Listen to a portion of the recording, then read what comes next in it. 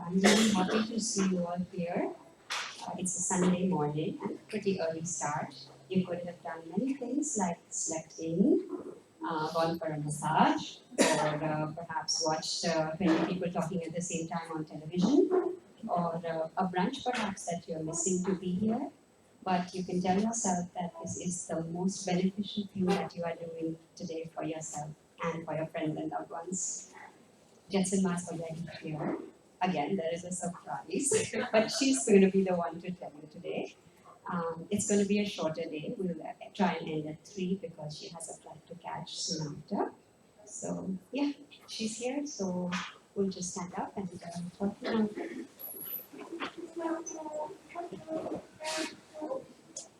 Just take a moment quickly to turn off your phones, please. There was still some ringing yesterday.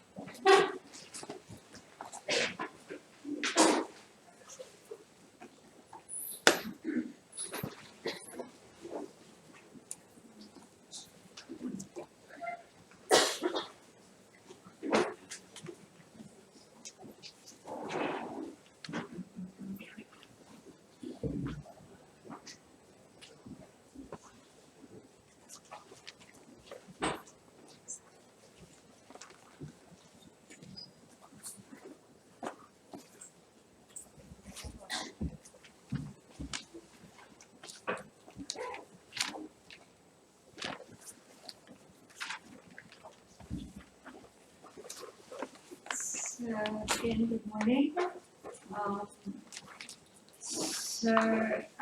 Suji just announced that I have a surprise announcement, but don't get excited. But because she said that, I feel I should explain, because otherwise you'll be wondering what exciting news is going to be. But it's so I should explain now. So some people have asked to go through the formal refuge ceremony. And so then, as a result, we will do that at the end of our session this afternoon. We finish at 3. So after that, anybody who would like to take refuge may do so. That's refuge in Buddha, Dharma, Sangha, not refuge in me. Please be very clear. I mean, I'm just a channel for the refuge. And along with that, I normally also give the 5 precepts in the southern Buddhist schools, like Thailand, Sri Lanka, etc. It was a tradition at the time of giving refuge to also give 5 precepts. But I think this is a very good thing. The 5 precepts are the precept not to take life. That means not to kill. That, of course, means all beings, not just human beings. It means that we should be much more careful not to, because each being, every single being, including insects, their own life is most dear, as the Buddha said. Each being, even mosquitoes and ants, hold their own life as very precious for them and very meaningful for them. And so, just because they're small or because they're inconvenient, what right do we have to deprive them of their life? If possible, not. I mean, sometimes it's not possible, but as much as possible, we should be really more conscientious about not harming other beings. All these precepts are dealing with not harming, ahimsa. So the first obvious one is not to deprive any being of life. The second precept is not to take that which is not given, which means, of course, stealing. Because all of us, we have our possessions and we are not happy when somebody walks off with them without permission. I think that also includes that if we borrow something, we should give it back. That includes books and DVDs or anything else that we happen to borrow, and they kind of wander off on their own direction. If we borrow something, we should give it back, and not just give it back, but give it back in as good a condition as when we borrowed it. We should be more careful with other people's possessions than we would be with our own. That's being responsible. So the second precept is not to take that which is not given. The third precept is against sexual misconduct. That can be interpreted how one wishes, but normally it would be considered to be marital fidelity, not committing adultery, and essentially using, not misusing our sexuality in order to exploit anyone else, not causing harm. I mean, to be aware and responsible about our conduct, and not just for the present, but into the future, to see whether this could possibly cause harm either to ourselves or specifically to anyone else. Would anyone be harmed by this action in any way? So especially, as I say, in the text, it is dealing, of course, mostly, this is India, and the Buddha was in India. It's mostly dealing with marital fidelity, that we shouldn't, that we should be faithful and be kind to our partners and not in any way causing any suffering. So the fourth one is dealing with speech.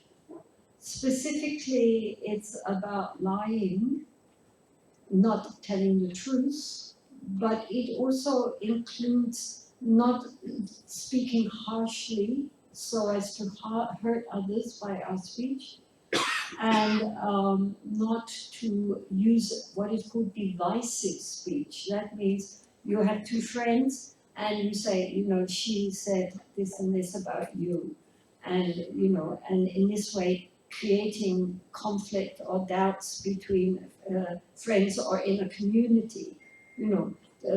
Harmony is a very, very important quality. And harmony in the family, harmony in the community, harmony in the workplace. So anything we can do to create harmony is a very, very good thing. And to create disharmony, to create divisiveness, is very serious karmic, unwholesome action. So we should be very careful. Even if we hear something about somebody against someone else, we don't need to repeat it. Well, okay, we know that, we heard that, but unless it's very essential that the other person is warned, in general, it's better just to keep these things to ourselves and not spread them. Because the fourth of the speech is also about gossip and idle speech, which just, disturbs our mind and it's completely of no point at all. So if we come together to talk with each other, it's good if we keep our speech to something which is helpful, inspiring, and useful, rather than just blah, blah, blah, blah, blah, gossip, passing on all the stuff we have heard about someone else to somebody else, which just is completely a waste of time. So human beings are the one species who use language to the extent that we do. Animals communicate, but they communicate on a non-verbal level. I mean, they're very much in communion with each other, but for which we are mostly, we are barred from that because we only rely now on language. We can't communicate in any other way.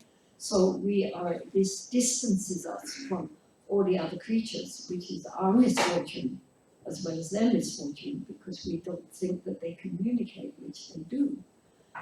But nonetheless, this is the way we are, and so language for us is very, very important. Therefore, we should be very responsible for what we say, and recognize that our speech affects people very much. And even if we speak harshly in anger, and then 5 minutes later we've forgotten it, maybe that other person hasn't forgotten it. In English, we have the saying, sticks and stones may break my bones, but words can never hurt me. But the Tibetans have a saying that basically means sticks and stones can only break your bones, but harsh words can tear a man's heart to pieces. And that's not true. I mean, many people remember the harsh things people said to them, and all the nice things they said that we don't think about. We only think about the cruel things that we say to each other. So we should be very, very careful with our speech, because it really can do a lot of harm. And it can also do a lot of good if we practice right speech. Right speech being one of the Eightfold Paths, of course, of the Buddha. So we have not harming, not taking someone's life, not taking their possessions, being careful and responsible in our sexual conduct, being very careful with our speech, that it's positive and helpful and truthful, so that people can rely on what we say, that if we say something, as far as we know, it's the truth. We are not trying to deceive them, we're not trying to cheat them. And the fifth precept is about alcohol and drugs. As you know, Buddhism is very concerned with the mind and cultivating the mind and gaining more and more clarity in our mind, more awareness. We will be dealing with that this morning. And so alcohol and drugs are counterproductive. We are trying to be more and more in control of our mind. And, if people as we all know, when people get drunk, when they are inebriated or under the influence of drugs, then they have no control. And often it brings out the worst in us. It doesn't bring out the beauty in our nature. Mostly when people are drunk, either they're aggressive or they're stupid. I mean, they might think they're brilliant, but everybody else rolls their eyes, So it doesn't bring out the best in us. And it can bring out the very worst. I mean, there are many stories about that, which I won't go into here. But how, even very nice people under the influence of drink or drugs do things which they normally would never think of doing. Most of the crimes which are committed, of course, are committed because people are not in control of their own minds. So there is some debate, at least in modern Western Buddhist circles, about what this fifth precept actually means. Does it mean, in the West, a lot of people trying to be more sophisticated drink a glass of wine with their dinner, etc., does it mean that? And different teachers come up with different solutions. Some say it just means not drinking to the point where we're inebriated. Others say it means no alcohol. That's what it says. I think on the whole, the Buddha's idea was when he said the rule was against alcohol and drugs, he meant against alcohol and drugs. And not, well, one glass of wine's all right, 1.5. But anyway, so these are the basic 5 precepts, which are considered to be precepts are not commandments, right? There's no deity up there who's going to throw a thunderbolt if we kill an ant, so to speak. It's not that there's somebody judging us, but they are actually called precepts. They're actually called rules of training, and they're sort of like a fence around the garden of our heart. We're trying to cultivate the garden of our heart, pulling out the weeds and nurturing the good plants. And so in order to make sure that nothing comes from the outside to eat those plants, we have to make a fence. So the fences are basic. This is not dealing with the mind, it's dealing with our physical actions and our speech, right? So that's the fence in order to allow us to cultivate the most important ingredient, which is the mind, right? So therefore they are just precepts. If we break those precepts, then we can have remorse. We're sorry we broke that precept and vow to do better next time. But we don't have to feel that we're offending some kind of deity or something. It's not like that. It's just, by breaking the precepts, especially killing and stealing and so forth, that is not good karma. And what was the state of mind when we did that, right? So, it also shows us how we are leading our lives, whether the mind is in control. The mind which has a compassion and loving kindness for all beings will not want to steal and kill and lie and so forth. I mean, obviously not. But as I say, they are just guidelines for how we should live, how an enlightened being would live.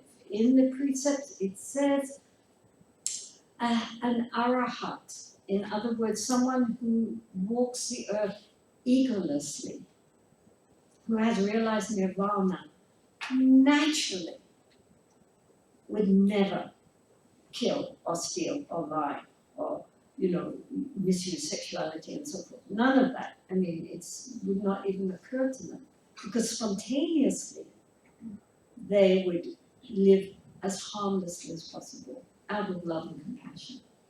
So we're using them as exemplars, how an enlightened being would act. That's how we're going to train ourselves to act like that. Even though we're not enlightened, but still we know this is the right conduct because this is how an enlightened being would act, naturally act. So therefore these 5 precepts, they're nothing to do with what we eat, what we wear, any of that. It's not like 2,500 years ago they were very relevant at the time of Buddha, but nowadays they're not. This is 21st century, so we can kill and steal and sleep around with who we fancy. I mean, it's still not okay, right? I mean, these precepts are eternal. They are nothing to do with, that's right for India, but in America you can do what you like. I mean, they do what they like, but they're just miserable as a result, and they're just making bad karma. So even in America, everybody knows that you shouldn't kill, you shouldn't lie, you shouldn't steal. I mean, everybody knows. We all know that.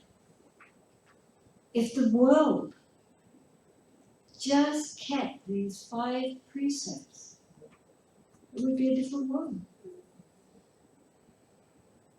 It's because they don't that we suffer.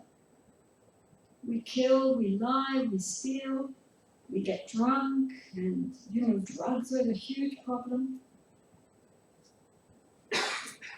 We misuse our sexuality, abusing others. is very basic, how to live as a decent human being. Just that much we can't even manage. Really, we're pitiful. So, therefore, it is a very good idea, even if people are already, of course, you're not going around stealing and killing and so forth, but still, to take the precepts, first of all, it's considered that karmically, when we take the precepts formally, then not doing those things is karmically more and more wholesome because we have made that commitment. And also it reminds us if we're going to do something a little bit, we shouldn't. Oh, I have I have this, I made the promise not to do that, so I should be careful. So it also helps us to remember. Anyway, so at 3 o'clock when we finish, then anybody who wants to take refuge in Buddha Dharma Sangha, which we explained yesterday, and the thing is, it is in English. It's a translation from the traditional text in Tibetan, but it's all in English. So the advantage then is that you understand what you're saying. You're not just blah blah blah blah blah blah blah blah. Hope you're saying the right thing. We know what we're saying. And as to the precepts, if anyone wishes to take them, if you don't want to take them, you don't need to. Even if you've taken refuge, but you don't need to take precepts.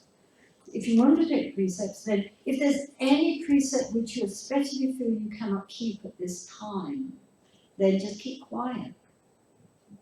Because, as I say, it's in English, so you will know what you're saying. And if there's any, for some reason, that there's some precept which you don't feel at this point you are able to keep, then just don't say that. Keep quietly. So yes, so that will be at 3 o'clock. It doesn't take very long. Okay, so now we go back to Gampopa. So today we are dealing with the mind. Yesterday we were dealing with the wretched state of samsara and karma and rebirth and impermanence and so forth, and the preciousness of our opportunity at this time, having a human body and having met with the Dharma and having an interest in that. So that was yesterday, and so that makes the foundation. And today, the last 2 verses are dealing with cultivating the mind and understanding the nature of the mind. So today, a little bit more complicated, a little bit, not more complicated, but a little more difficult maybe to understand for some people. But anyway, hold on there.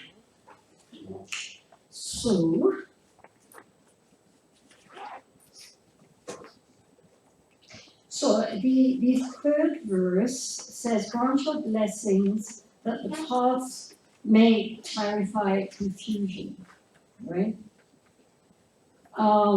So this is understood as referring to the meditation. So in Buddhism, essentially there are 2 levels of meditation.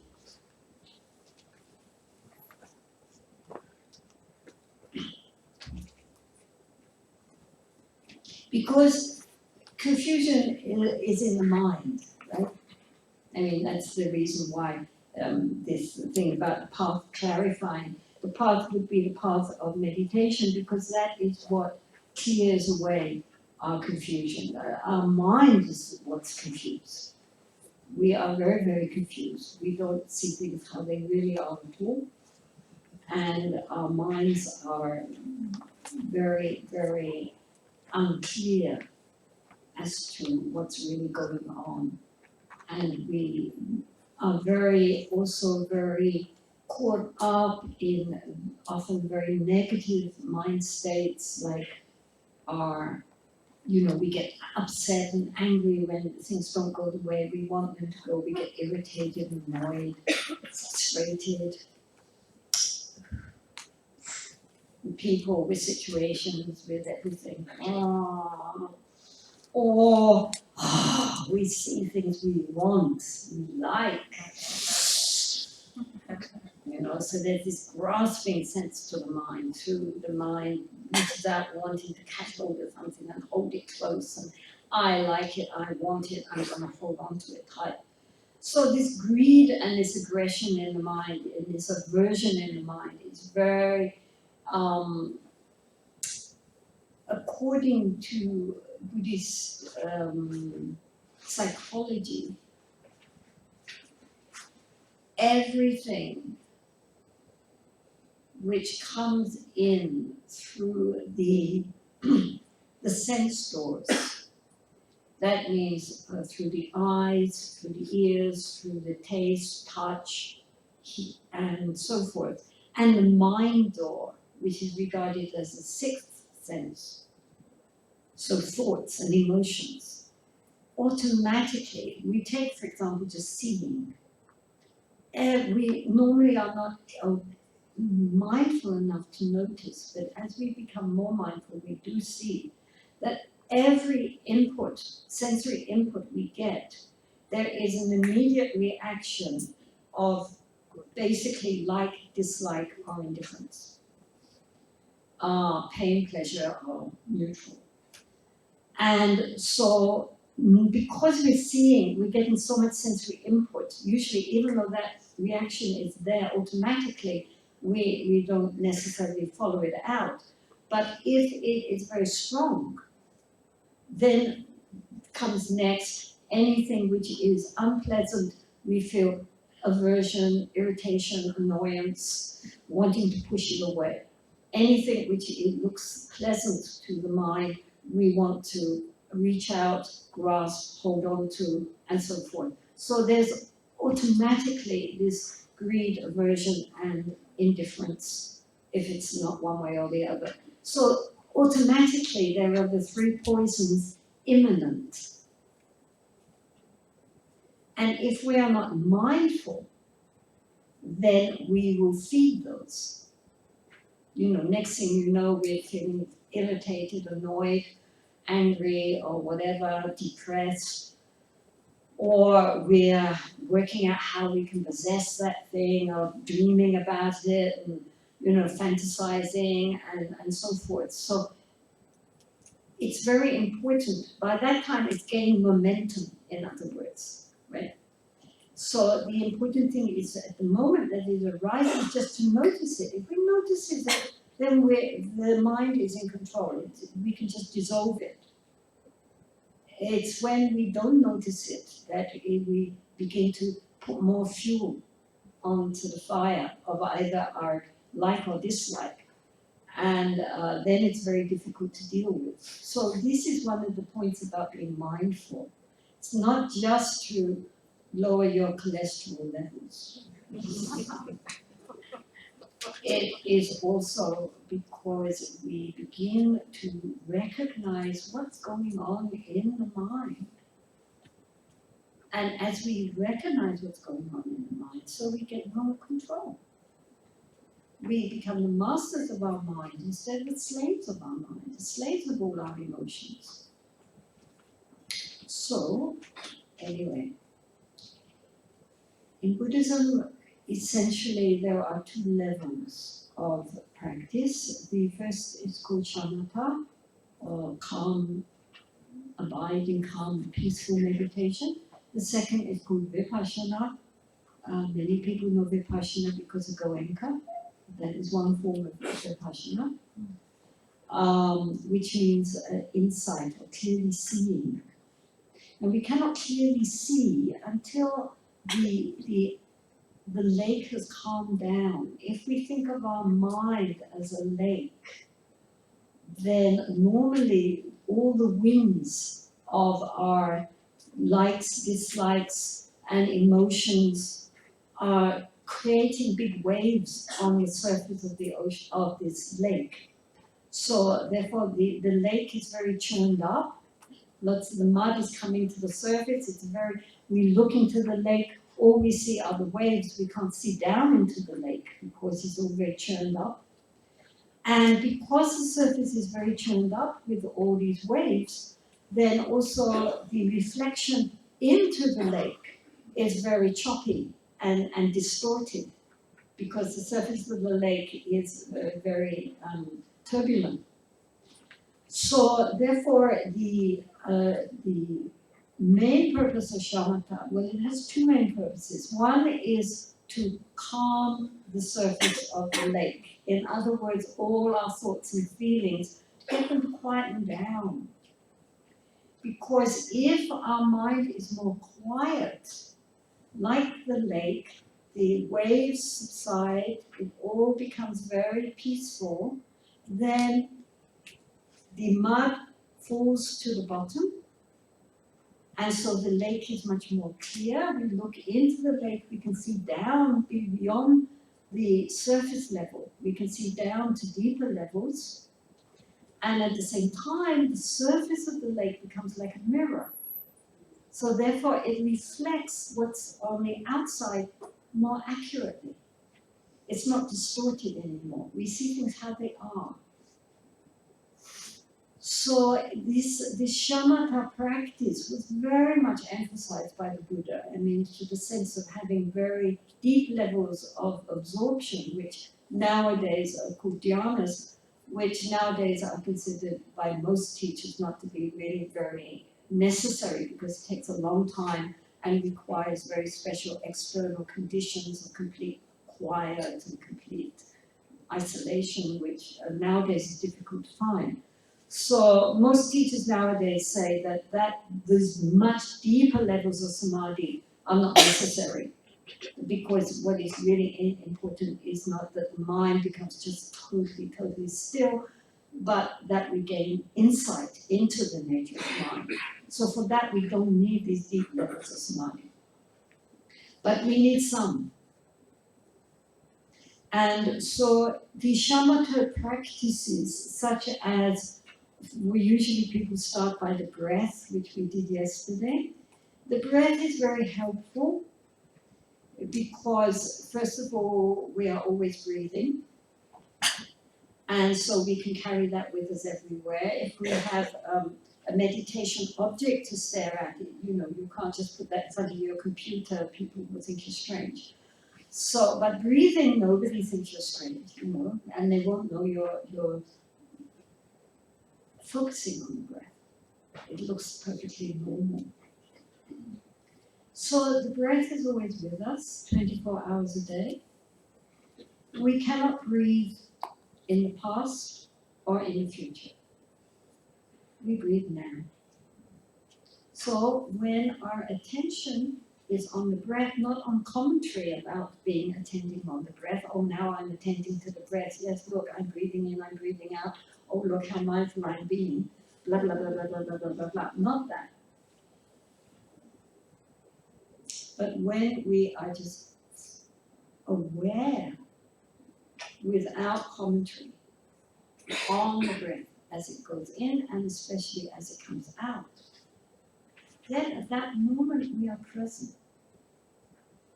Now the ego, our sense of self, lives in the past or in the future, which is why it's always easy for us to think about the past, to speculate the future.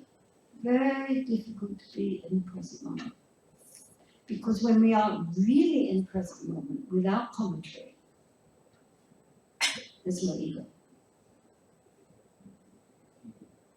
So this is a very simple way of training the mind to be present.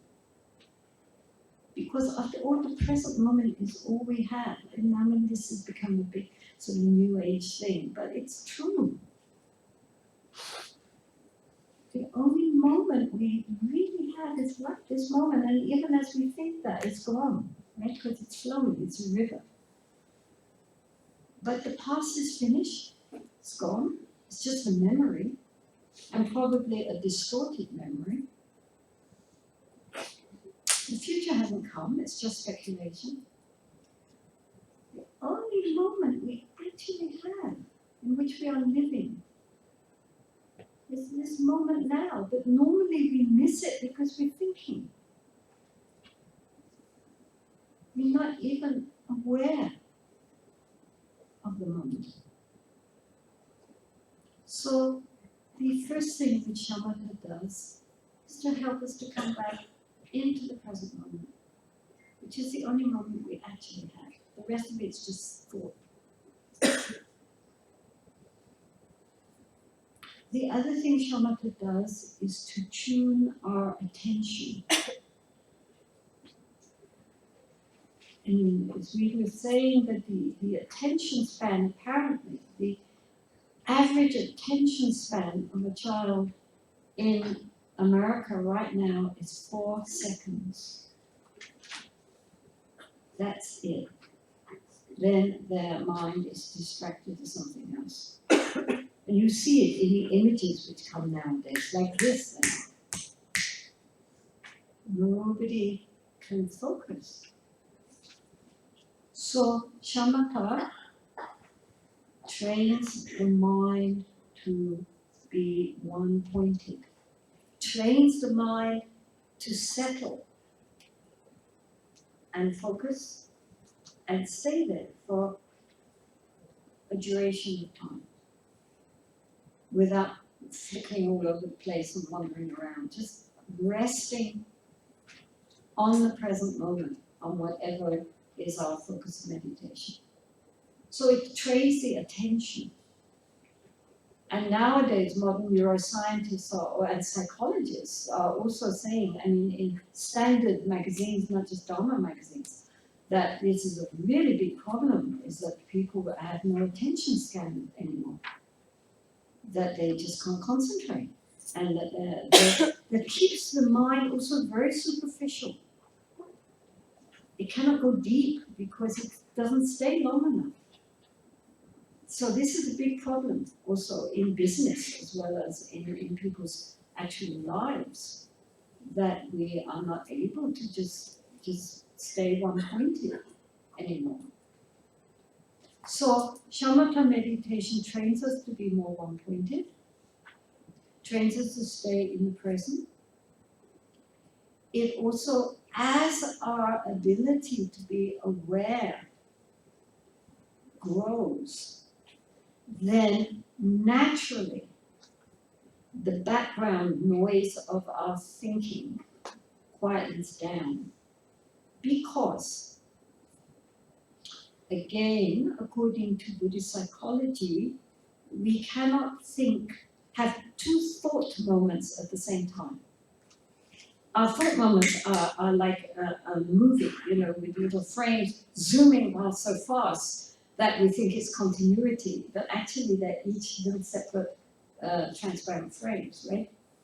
So as we have more thought moments of concentration, of mindfulness and awareness, so automatically we have less thought moments of discursiveness, right? Which is why, as our concentration, mindfulness becomes stronger, automatically the thoughts begin to slow down and become quieter.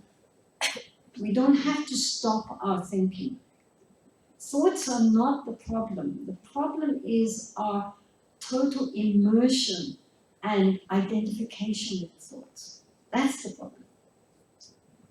So, the really important thing about shamatha meditation is that it teaches us how to be aware.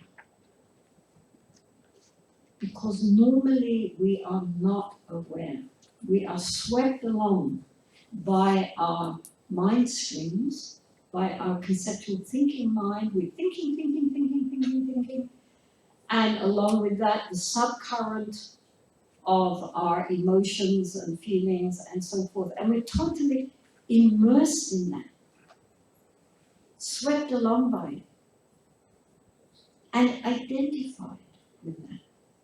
We identify with our thoughts, our memories, our ideas, our beliefs, our opinions. This is who I am. And we believe that there is an entity behind it all, thinking these thoughts, having these opinions, recreating these memories. And from a Buddhist point of view, this is our fundamental delusion. And it's what causes all the problems. Okay? So when we are trying to use the path to clarify confusion, this is the confusion we're trying to clarify, is our non-understanding of how the mind really works and what is really going on, and the various levels of our consciousness, because we are normally, as I say, on the surface, up and down with the waves. The waves go up, and we're so happy, and then the waves go down, and we're so sad, and up and down, and we are totally immersed in that. Powerless. We are slaves of our mind, and we believe in it. So this is why we suffer, and we cause others to suffer. Because of our delusion. Because we don't see things how they really are. So genuine meditation is not to make us feel better. Sorry. It's to help us to clarify confusion. It's to help us to begin to see things how they really are. Because that is the path to freedom. So the first level is shamatha. Shamatha helps us to tone our attention skills, develop awareness, and quieten the mind. Of course, when the surface of the mind becomes more quiet, this also gives the opportunity for a lot of other things to rise to the surface. Or one could say that if you're going down below the surface of the mind, then as you go down in like an ocean, well, we can meet with nice friendly dolphins and beautiful golden fish, and it's all very beautiful, but there are also sharks. There are also monsters of the deep that normally we keep suppressed as much as we can because we don't want to face them. So often when people meditate, especially shamatha, hoping that they're going to get into a nice, blissful, peaceful state, instead they are overcome by fears, sometimes by intense grief, and so forth. And so they think what's going wrong. But it's not that it's going wrong, it's that we are releasing and allowing these things to come up. At the same time, Buddhist meditation is not psychiatry.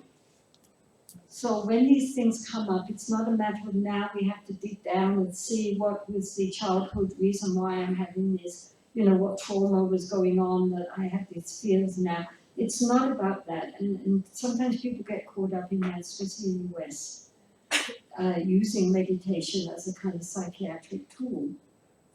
But it's in traditional Buddhist ideas, it's not like that. The thing is that whatever feelings come up, one should just look at them, not wonder why they're coming up, but just look at them and try to recognize their inherent empty nature, that they are not real.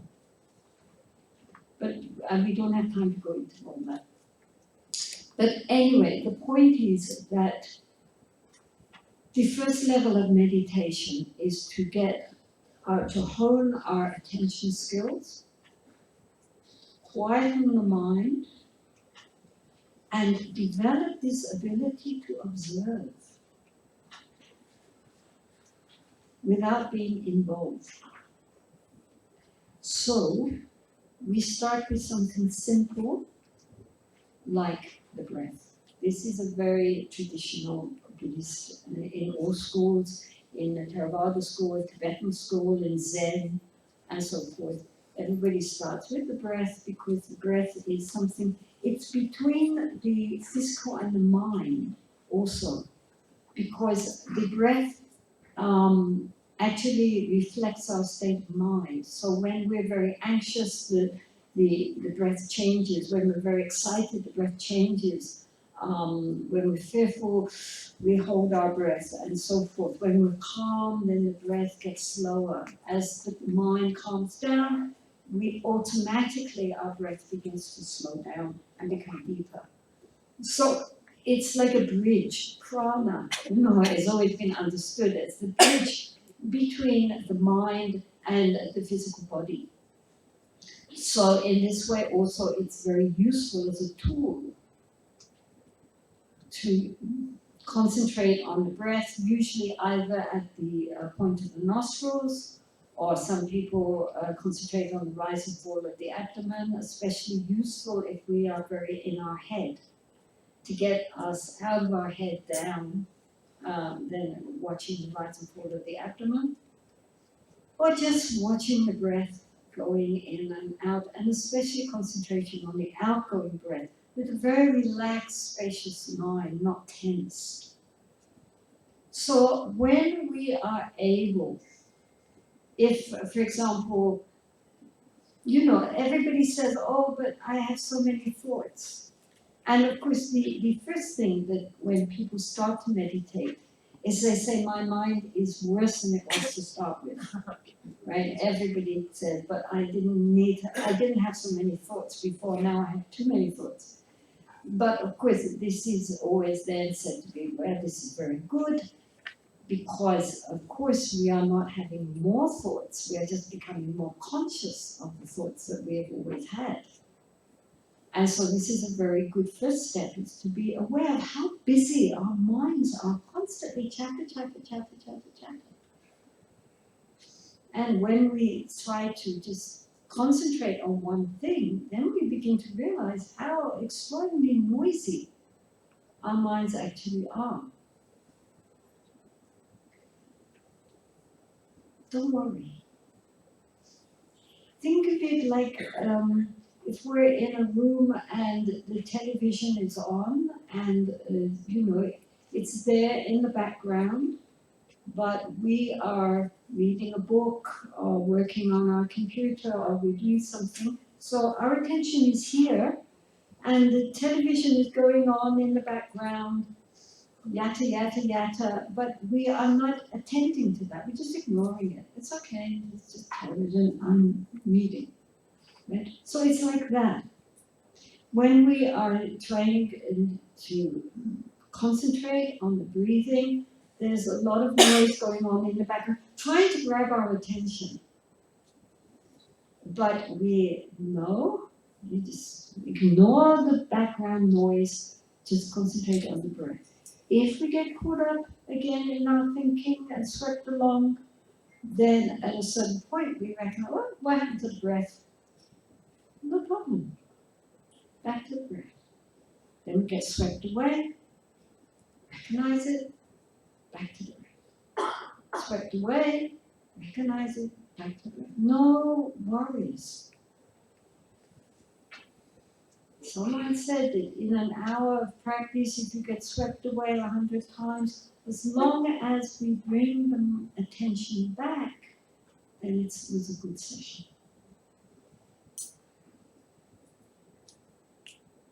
I would also suggest keep the sessions fairly short at the beginning, and short and many, rather than long and few, because if the mind gets tired, then it feels a resistance against starting again, right? If we push too hard, then we feel reluctance. Oh God, now I've got to meditate. Whereas if we do something and while we could do more, but we stop, then the mind is happy to start again. You know, we remember that was quite nice actually. Wow, you know, for a few seconds I really got it. Okay, let's try again.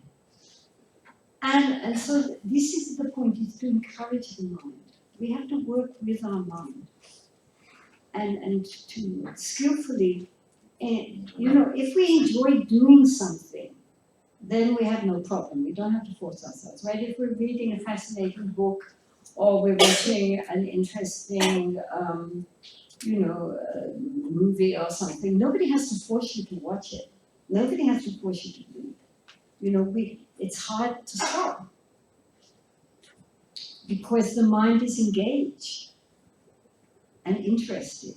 So then it's easy, right, to concentrate on a book if it's an interesting book.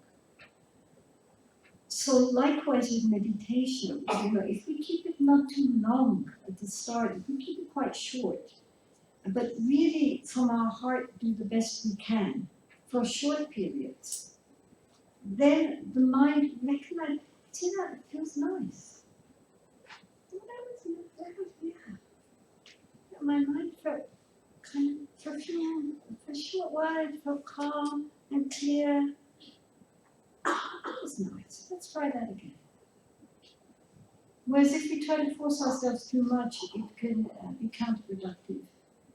I know in Goenka it's you know, a meditation commander course, and that is the other way of doing it.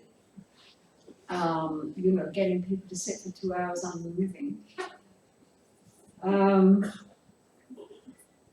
that can also work in so far, especially in a structured area, you know, where everybody's meditating together. It's harder by yourself. But in a structured area, it can work insofar as, to my mind, like the Goenka Vipassana courses are like throwing people in the deep end of the swimming pool. Then either they drown or they quickly learn to swim. And so many people really appreciate that approach because after the first 2 or 3 days when you think you're going to die, if you manage to keep going, and suddenly you recognize actually you can do this. And you know, a lot of understanding of the mind begins to rise. Our nuns, for example, last year, for the first time, we invited some Vipassana, Vipassana teachers from Pune to come and do a 10-day course with the nuns. And the nuns they'd always do every year a 2-month silent retreat. But that's mostly dealing with visualization and mantras and the Vajrayana approach.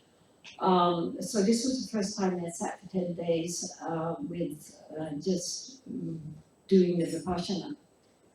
And I wasn't quite sure how they get on, but they loved it. And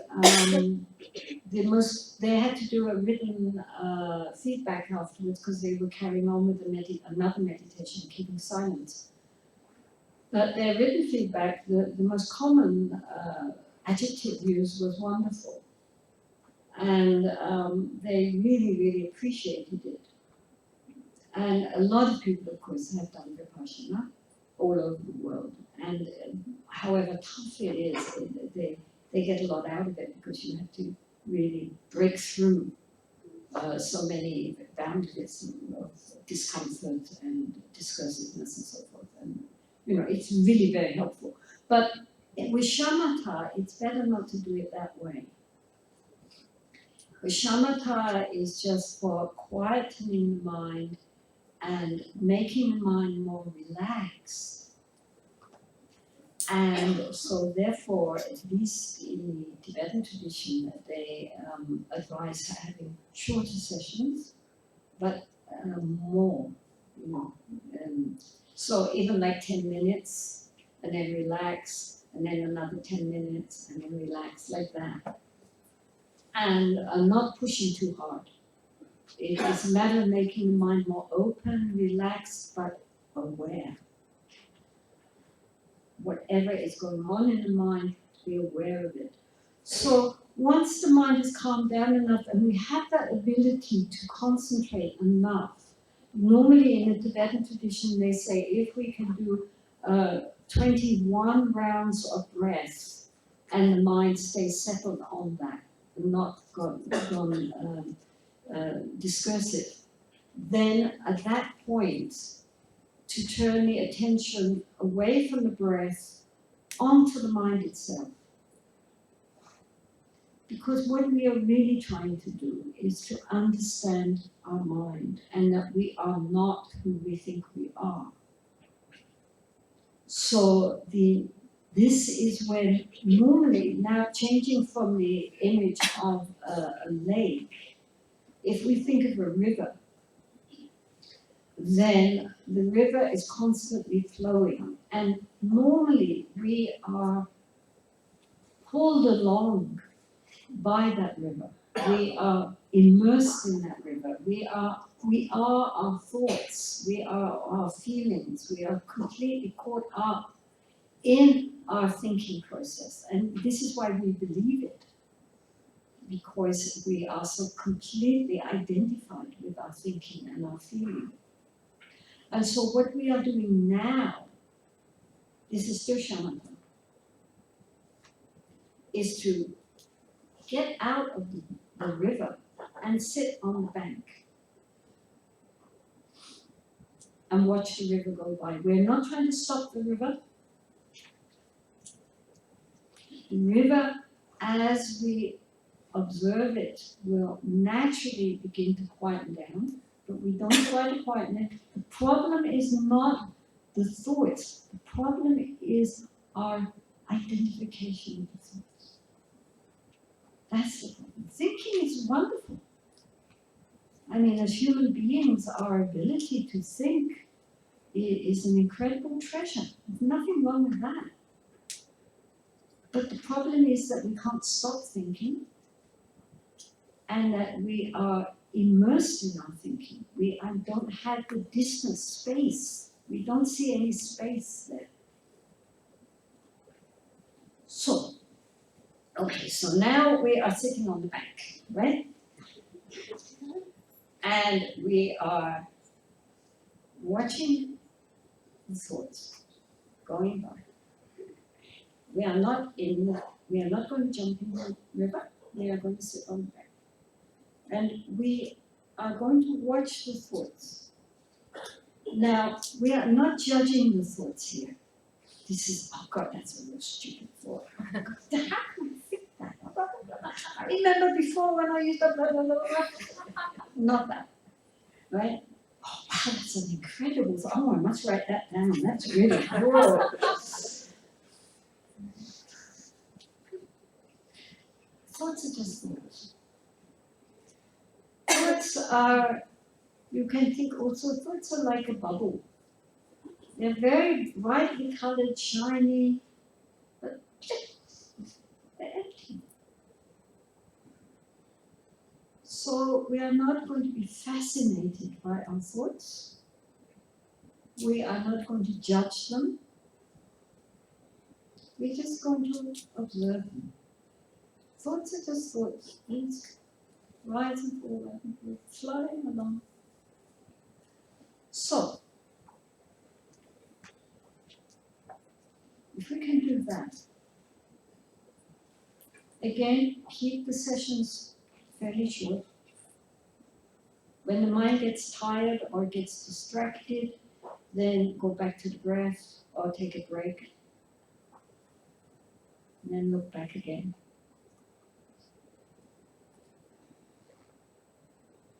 Then gradually, as our ability to observe, to be aware, becomes stronger, naturally, the flow of the river gets slower. We don't have to try. We can't try. But naturally, as I said, we cannot have two thought moments at the same time, So the stronger our thought moments of awareness, the less the thought moments of distraction. So gradually, the thought begin to get slower. Then, as our awareness is clear and the thoughts are just flowing, to try to see the space between the thoughts. Normally, our thoughts are running so fast we don't see the space. But as they begin to slow down, if our awareness is very clear, then we can see that these thoughts arise from space and dissolve back into space again. There is a space there. And if our thoughts are slow enough and our awareness is clear enough, then also it can happen that between the last thought and the next thought, there's a gap, there's a space there. It's again like if we think of a movie where you have these little transparent frames, then slowly they get slower and slower, they wind down, and then you can see a space between one frame and the next frame. And behind that is this light shining, which projects it out onto the screen. But then we begin to see that it's really not just a continuity, but actually it is separate little frames. And likewise with our thoughts, as they begin to slow down, we begin to see that they just rise from this open spaciousness of the mind and they dissolve back into it again. So at that point, we can turn to Vipassana. And Vipassana in the Tibetan tradition, the Buddha taught 4 levels. And one of them is to be mindful of the body, meaning also not just the postures of the body, but the breath. The breath comes under the mindfulness of the body. Then there is mindfulness of sensations or feelings, which is what Goenka's system deals with. You sweep the body and you are aware of the various sensations in the body. So that's the Vedana kind of mindfulness, which is emphasized by the Burmese master U Ba Khin and then was taken to India by his student Goenka. And has become very popular because it is relatively simple. And anyone can do it, and it doesn't have any particular religious connotations. Right? We all have sensations, and so let's be aware. But the Tibetans go for the third kind of mindfulness, which is mindfulness of the thoughts. And so when we have got to the point where our mind has quietened down a lot, our attention is very clear, we are very aware, we can see the thoughts as they flow, and we begin to see that they are, well, they cannot be mere mind because they are moving and changing moment to moment to moment. So where's the self in all that, right? So now you have this awareness and a kind of space in which thoughts are coming up and dissolving again, moment to moment to moment. And at that point, then one develops this Vipassana, which is to look into the mind and to begin to ask oneself questions. Many people don't like Vipassana so much when they get very strong in the shamatha, because shamatha you're very peaceful and you're very, everything is very blissful. Whereas with Vipassana you have to start thinking again, at least in the Tibetan system you have to ask questions. Okay, so my original meditation teacher was this old yogi. We called him Dr. Rinpoche. His real name was Tenzin Palmo. And he told me this story, which happened to him. When he was in Tibet, he had this student, he had many lay people as his students, not just monks. And one of them was a businessman. And he was very good in shamatha meditation. And so the yogi, the Tokden, he kept saying to him, that's enough now, you don't need more shamatha, you must go now into vipassana, you must gain insight into the mind, not enough to being calm. And, but he liked being calm, he didn't want to have to start analyzing. And so he wasn't interested in going into vipassana. And then one time, this businessman was with his colleagues, they were going to China for trading. And in those days, on the border in eastern Tibet, between eastern Tibet and China, there were huge forests. I mean, they got cut down under the communists, but before that there were many very ancient forests. And so they were traveling through these forests and they were camping for the day. And so they said to this man, I'll call him Nobu, they said to Nobu, go and collect some wood, for we're going to make some tea and settle for the night. So Nobu wandered off into the forest to collect dead wood. And then he thought, well, I'll just sit down under this tree and meditate for a little bit. So he sat under the tree to meditate. And meantime, his friends were thinking, well, where's Nobu? I mean, he didn't look at their watch, they didn't have watches. Where's Nobu? Where's he gone? And then time went by, and then they wandered off into the forest, calling Nobu, Nobu, nothing. And so, where's Nobu gone? And then next morning, still no Nobu. And they hunted around trying to find him, and they figured he must have been attacked by a wild animal. And where's Nobu? So they looked around for a long time, but they couldn't find him. So eventually they decided, well, we have to go on. So they went on into China and they were trading there, and then a year later they came back. And they went again into the forest, and they thought, really, we have to find, maybe at least we can find some bones or some clothing or something to take back to the family. Let's see if we can find something. So they looked again, and then there he was sitting under his tree. This is a true story. Right?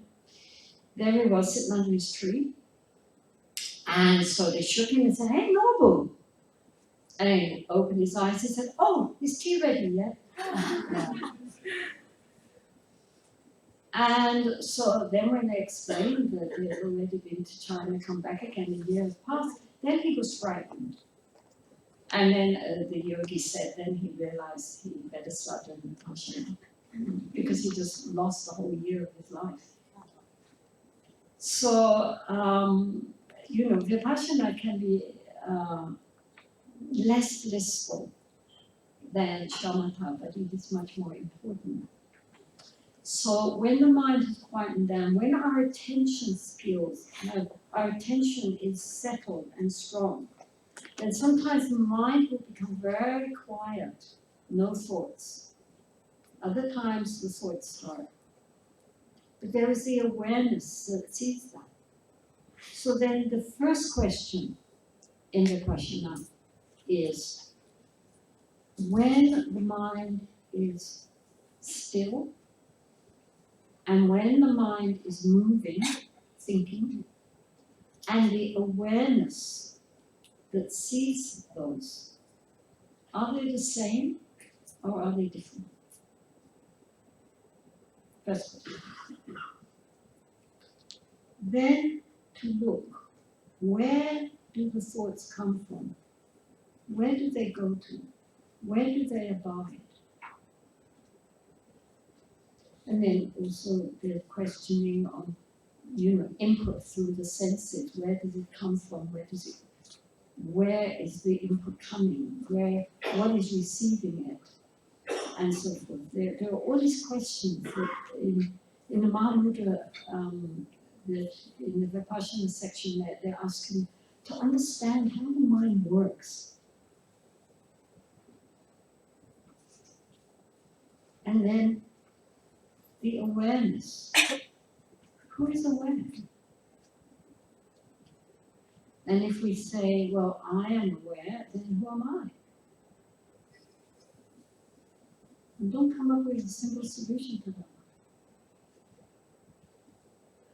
Then, again, when the awareness is very settled and strong, normally mindfulness is mindful of something, right? We are mindful of the breath, we are mindful of the sensations, we are mindful of the thought flow. There's a subject, the mindfulness, and the object of that mindfulness. So then, the next thing is to drop the object. We are aware of the thoughts. Now, drop that object and just be aware of being aware. No object. It's like, it reminds me always of paragliding. In Bir, up in Himachal Pradesh, they have this paragliding school. And so you see these people out there, floating, with these big things over like that. So it's a bit like that. It's the traditional, of course, in Tibet they didn't have paragliders. So the traditional example, which is even more beautiful, is of an eagle soaring. Now the eagle is up in space, and it's the little birds flap their wings, to keep up. But a big bird just soars. Once it gets up there, it just floats and is kept up by the air current. It's not making any effort. But it's not asleep. It is very, very aware. Something moving down there, and it knows it immediately. I mean, the ego is totally attentive to its next meal.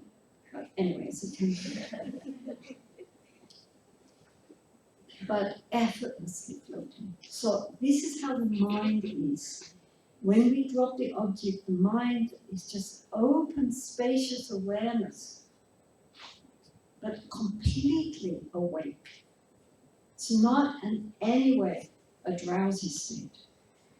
If we find ourselves feeling dull or sleepy or kind of spaced out, then it's not right. Traditionally in meditation there are two extremes, one of the mind being too discursive and the other of the mind being too dull and sleepy and sinking. So if we are in a genuine good meditative state, then we should feel very clear, very spacious, open, but very, very awake. Meditation is to wake us up, not to put us to sleep. So our minds feel very open, very clear, very focused. So when we drop the object, there is just this open clarity of the mind, which normally at the beginning especially only lasts for a few seconds. And then the mind kicks in again and starts talking to itself. And that open silence that's fine. You just leave it and you go back to meditation again. And then again drop it and just be in that open spacious clarity of the mind. So this is all dealing with our thinking, discursive mind. Trying to understand, look into the thoughts And as we look into the thoughts, we see that the thoughts, because they're moving moment to moment, I mean, it is just a stream. They are empty in their nature. They are not solid. They are not real. We believe our minds so much. I mean, people kill for their beliefs. They kill themselves for their beliefs. But beliefs is just a thought. And we live in our thinking mind and we don't even know what is a thought. Because we're so carried away by the stream that we cannot even step out and look at it objectively and see that our thinking is just these impulses of energy in the brain. It's not anything that's, verifiably real. And moment to moment it's changing. It's just these impulses. Why do we believe it? So the only way to recognize what's going on is to look. I mean, it's no good just looking in, like the neuroscientists, they look in the machines and they say all this. Yes, but they don't look where they should be looking, which is not at their machines, but at their own mind. None of these neuroscientists meditate. They just get meditators all strung up and then look at their machines. Okay? But the only way to really understand what is happening is to look. And then to question. Try to really see what is a thought. What is a thought? What does it look like? Where does it come from? And then, as I say, the next question, which we will next be dealing with in the last verse, is to ask, well, who's thinking?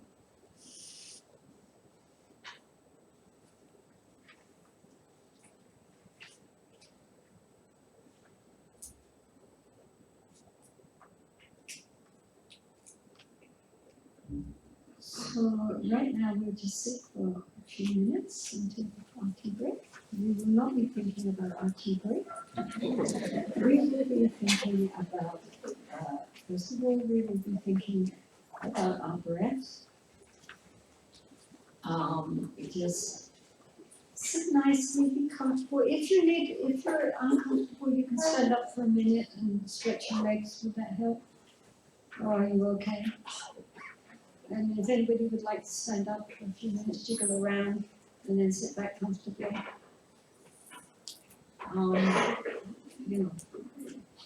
Because the important thing is not to get trapped in thinking about how uncomfortable you feel, or your back hurts or your knees hurt.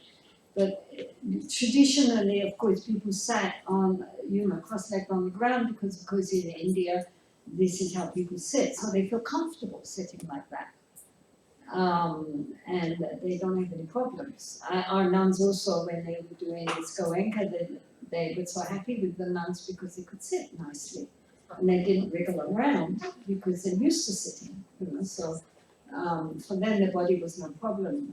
But in the modern world, I think even in India sometimes now it's difficult because very rarely you get the opportunity to actually sit cross-legged for an extended period of time.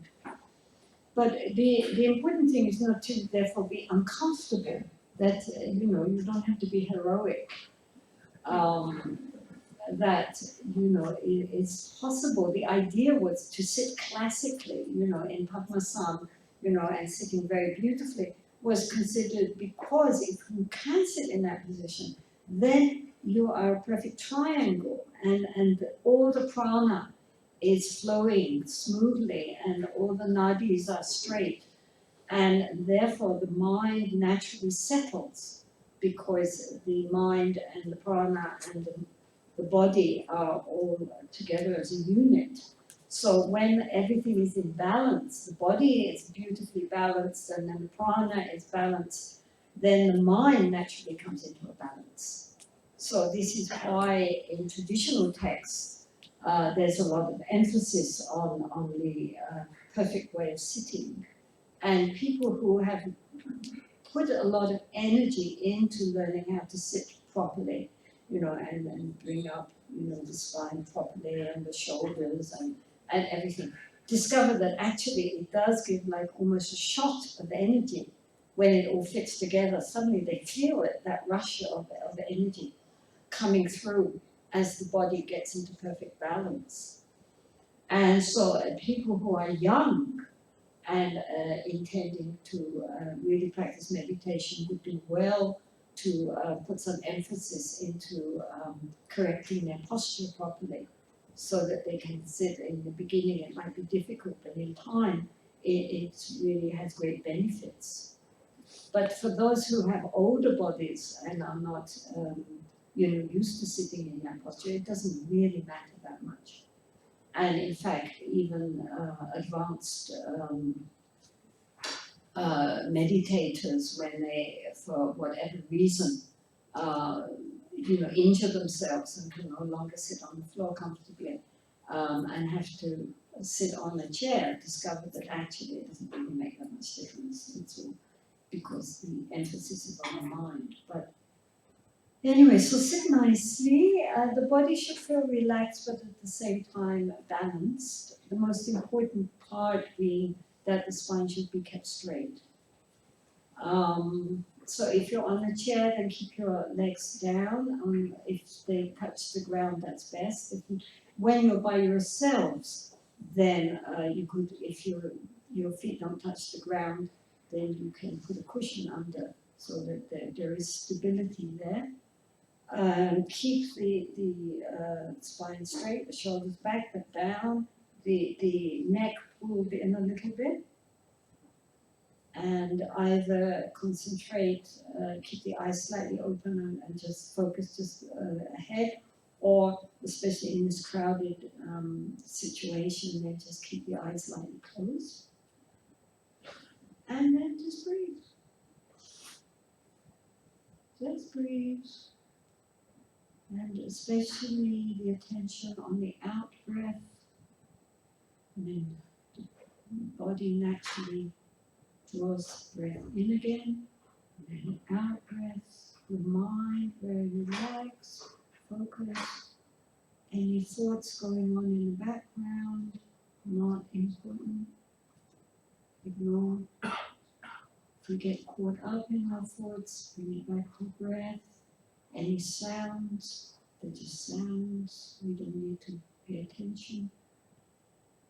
So just breathe and know we're breathing.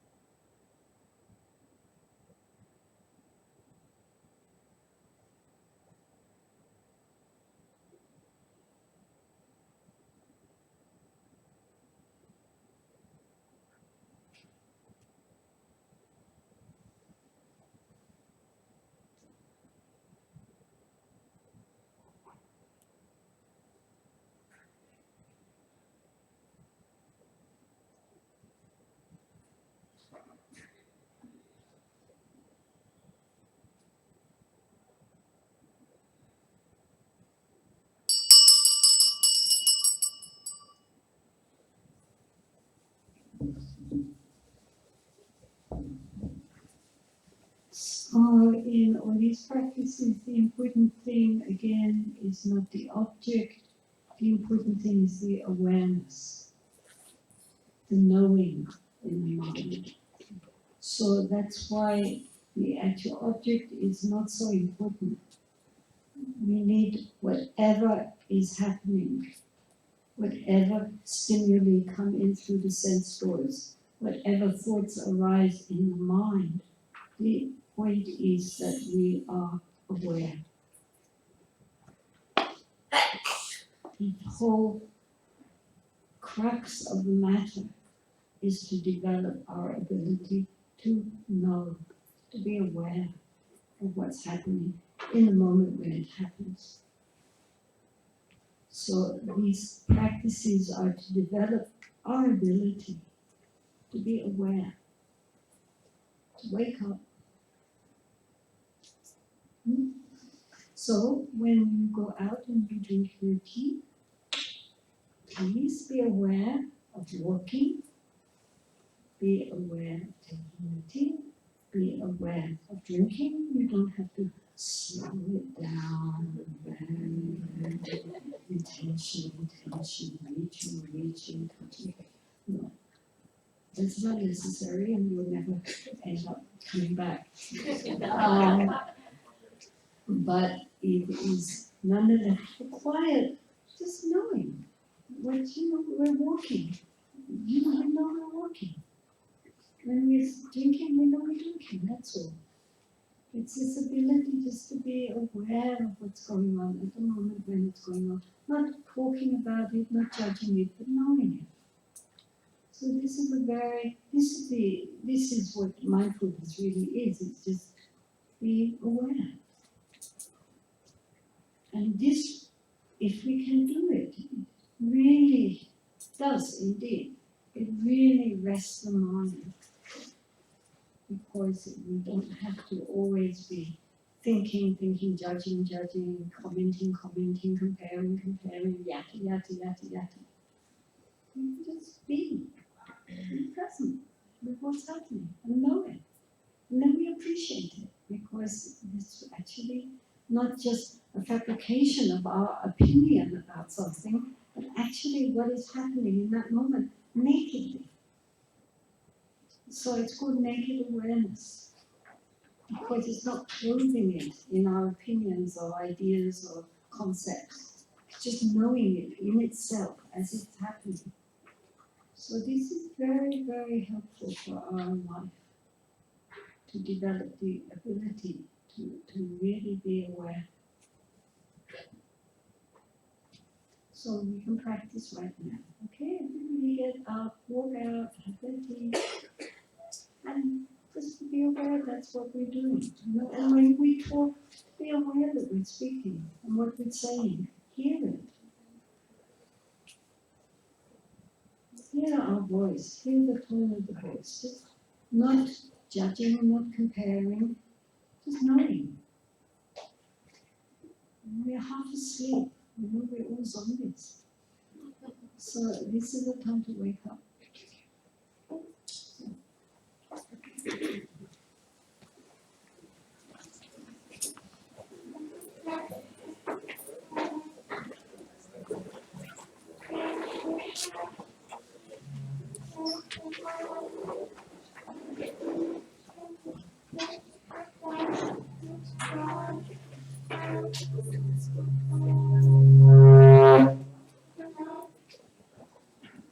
Everybody was aware.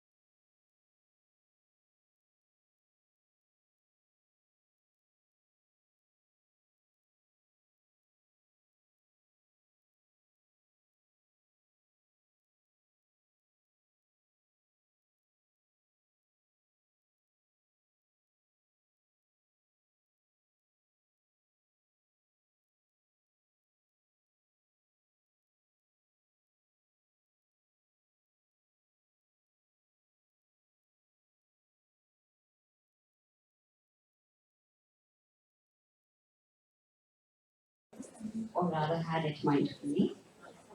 Just a few quick announcements because I may not get this opportunity later.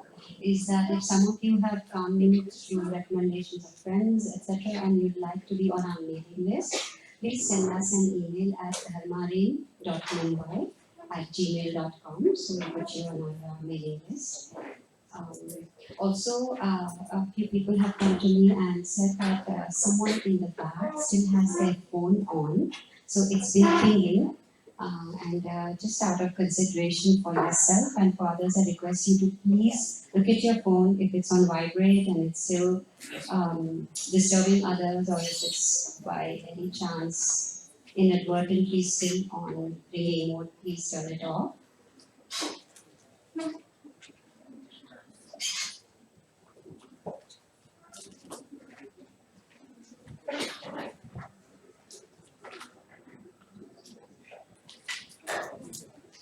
Also, we have a lot of other teachings coming up. In fact, February and March are shaping up nicely. So we have Geshe Laktola visiting us in the end of February, it's 24th and 25th of February. Geshe-la is a very, very accomplished teacher. He has been His Holiness the Dalai Lama's translator for many, many years and heads the library of Tibetan works and archives. So you can only imagine his repertoire of knowledge and wisdom, and he'll be teaching us. So you'll be receiving an email for that also. So please clear up your calendars if you're interested in coming. That's a much just about arriving. We also have a very beautiful teacher, Ani Krema, in mid-March. We are just working out the schedule for that. So there'll be a couple of shorter workshops in different parts of the city, 2 to 4 hours, on mindfulness, on meditation, on stillness, and various other topics which we are just finalizing. So if you are interested, do be sure that you are on our mailing list. Thank you.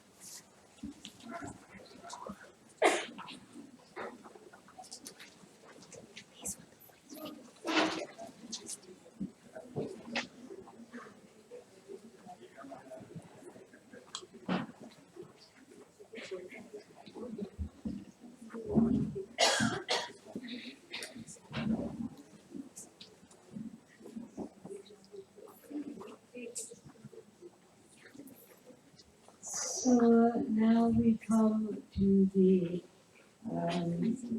last line. We dealt with yesterday. We dealt with grant blessings that my mind may follow the Dharma. Then grant blessings that my Dharma practice may become a path. Grant blessings that the path may clarify confusion. And now we are dealing with grant blessings that confusion may arise as wisdom. So, as we were saying, confusion equals our discursive conventional mind. Right? This is where the confusion arises, that we do not see things how they really are, that we identify with all our thoughts and feelings, and that we have no real idea of what's going on inside ourselves. We don't understand at all. We have all this confusion about our true nature. So that is why we meditate, in order to understand what is going on inside ourselves and how to clarify our confusion and transform our confusion into wisdom. So this last verse is dealing with the nature of the mind itself.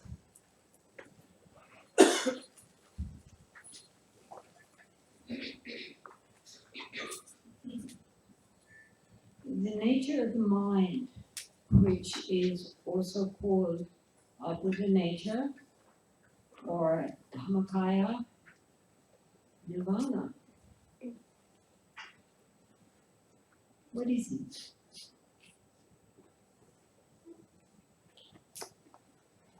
Traditionally, and probably most helpfully, it is compared to the sky or to space.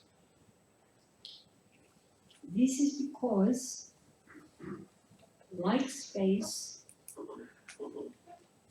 it cannot be seen and it cannot be touched or tasted. It transcends, space transcends our senses. Right? We cannot see it, hear it, taste it, touch it. But space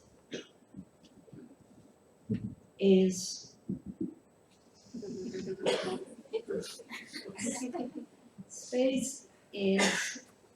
all pervading. That means it's everywhere. I mean, if we walk into this room and I say to you, what is in this room? You will say, well, there was a little platform, and then there were cushions and chairs, and there were people. But what is really here is space. We could not be here if there was not the space to be here. Right? But beyond that, all these platforms and chairs and people ultimately are also space. Right? If you deal with quantum physics, then all these very solid realities are actually just space and energy. So where is no space? There is nowhere that is not space. And for this reason, it was the nature of the mind, our true nature of consciousness, is compared to space. Because it is not something which is individual, my space versus your space, right? Now, you have all come here today and you are sitting on your chairs and in your cushions and you went out to tea, then you come back and someone is sitting where you were. Excuse me, that's my chair. Excuse me, that's my cushion. Right? I mean, sometimes during the teachings of His Holiness the Dalai Lama, people come to fisticuffs, I mean, an hour or so ago, it didn't belong to anyone. Now it's mine, right? My space, my cushion. But the air, we are all breathing. Cannot say, excuse me, you cannot breathe my air. This is my air. Even if we're the worst enemies screaming at each other, we are intimately connected by breathing in and breathing out the same air. There's no division. Do you understand? And so again, this is why it is very skillful to compare the nature of the mind to space, because we don't own it. We cannot say this is, when we talk about Buddha nature, then sometimes people get the idea, sort of like an Atman, this is mine compared to yours. And somebody maybe even think, somebody's Buddha nature is better than somebody else's Buddha nature. But the Buddha nature of the Dalai Lama, the Buddha nature of a mosquito, it's all the same Buddha nature. There's no difference. And for this reason, it's compared to space. Because we cannot see it. We cannot see the nature of the mind. Who is going to see it? We cannot taste it, touch it. But we can know it. Just as we cannot see space, but we know space. So the nature of the mind, like space, is empty because it includes everything. All our thoughts and feelings, like clouds in the sky. In the sky, the clouds come, thunder, lightning, rainbows, birds travel through the sky, planes travel through the sky. We all exist within the space. Where are the delineations of the sky? There's no center, there's no end of it. It's endless, infinite, everywhere. Up there, down here, everywhere. So this is like the mind. The mind actually has no center, it has no circumference, it has no beginning, it has no end. It's unborn and deathless. And it doesn't belong to anybody. Okay? And like in the sky, you get clouds. The clouds come out of the sky, the clouds dissolve back into the sky. Likewise, our thoughts and feelings arise out from the space of the nature of the mind and dissolve back into the nature of the mind. And just as there are black clouds and white clouds, so there are negative thoughts and there are positive thoughts, but their nature is empty. Just like the clouds. So in the monsoon, we look at the sky and all we see are clouds, day after day after day after day. And we might think, oh, the sky is these thick black clouds. That's what sky is. But sometimes the clouds may part and then we see this vast blueness. And we recognize, oh, the clouds are not the sky. They come from the sky, they go back, but they are not the sky. The sky is beyond. And likewise with when we look at the mind, we see all our thoughts and our feelings and we think that's the mind. But it's not. These thoughts and feelings come out from the nature of the mind, the vast spaciousness of the mind, and return. Now, so in one way, the mind is very akin to space because it's empty, it's ungraspable, it's unseeable. And on one level, it's unknowable insofar as you can't, grasp it with the intellect. But on another level, it is very different from space because it is not just empty, it is also.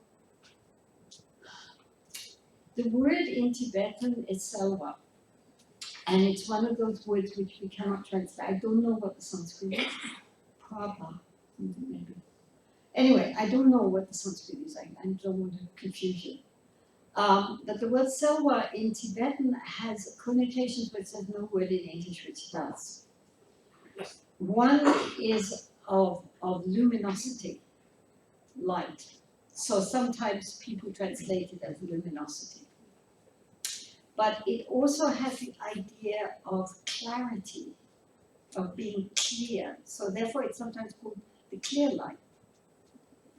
And so sometimes it's translated as clarity. Some lamas like clarity, some lamas like luminosity. But in addition, it also has the connotation of cognizance. In other words, of knowing. So some lamas or some translators therefore translate it as cognition, right? So you have the luminosity, the clarity, and the knowing quality, all in one little word called self. There's nothing in English which covers all of those. But we have to remember that whichever word we use to cover it, it also has these other connotations. So if we say it's luminosity, we must understand that also doesn't just mean a light, it means a kind of clear clarity. And at the same time, it's a knowingness. So what it means is that these empty nature of the mind isn't just like space kind of just there. It has an energy, it has an action, it projects. It has a display. This display manifests as two things: thoughts and feelings. They are the display. And at the same time, our outer reality, seeing. That this is also a display of the mind. That what we consider to be something inside, which is experiencing, and then our outer manifestation, which is what is being experienced, as something very separate. Right? We think of ourselves, and then everything outside of the people and the scenery and the cars and everything that we experience as something very separate from the experiencer. And this is where actually modern neuroscience is very interesting. More interesting than just tapping the brains of meditators. What is really interesting is that they are showing that the sensory input that we receive from what appears to be an external world is, and we assume that what we see is exactly what is, right? And now scientists are showing that actually what we receive through our sense doors is very, very, how to put it? It's very rough. Primitive. Huh? Primitive. Very primitive. It's a very primitive sensory input, which our brain, being a super computer, immediately transforms into a reality, a seeming reality which we can relate to and we assume is out there. And when I was first reading about this sort of thing many years ago, it was considered about the sensory input which we receive through our eyes and ears and nose was about 70%, and the mind presented the other 30% to make it into something which we recognize, like, you know, she's wearing pink, you know, but the eye doesn't see pink. Actually, what the eye sees is a very rough image, and the brain then brilliantly puts it together to make it seem to be the reality which we are actually recognizing. Nowadays, neuroscientists are saying that actually what we receive through our sense doors is about 30%, and what we are giving it for our brain is 70%.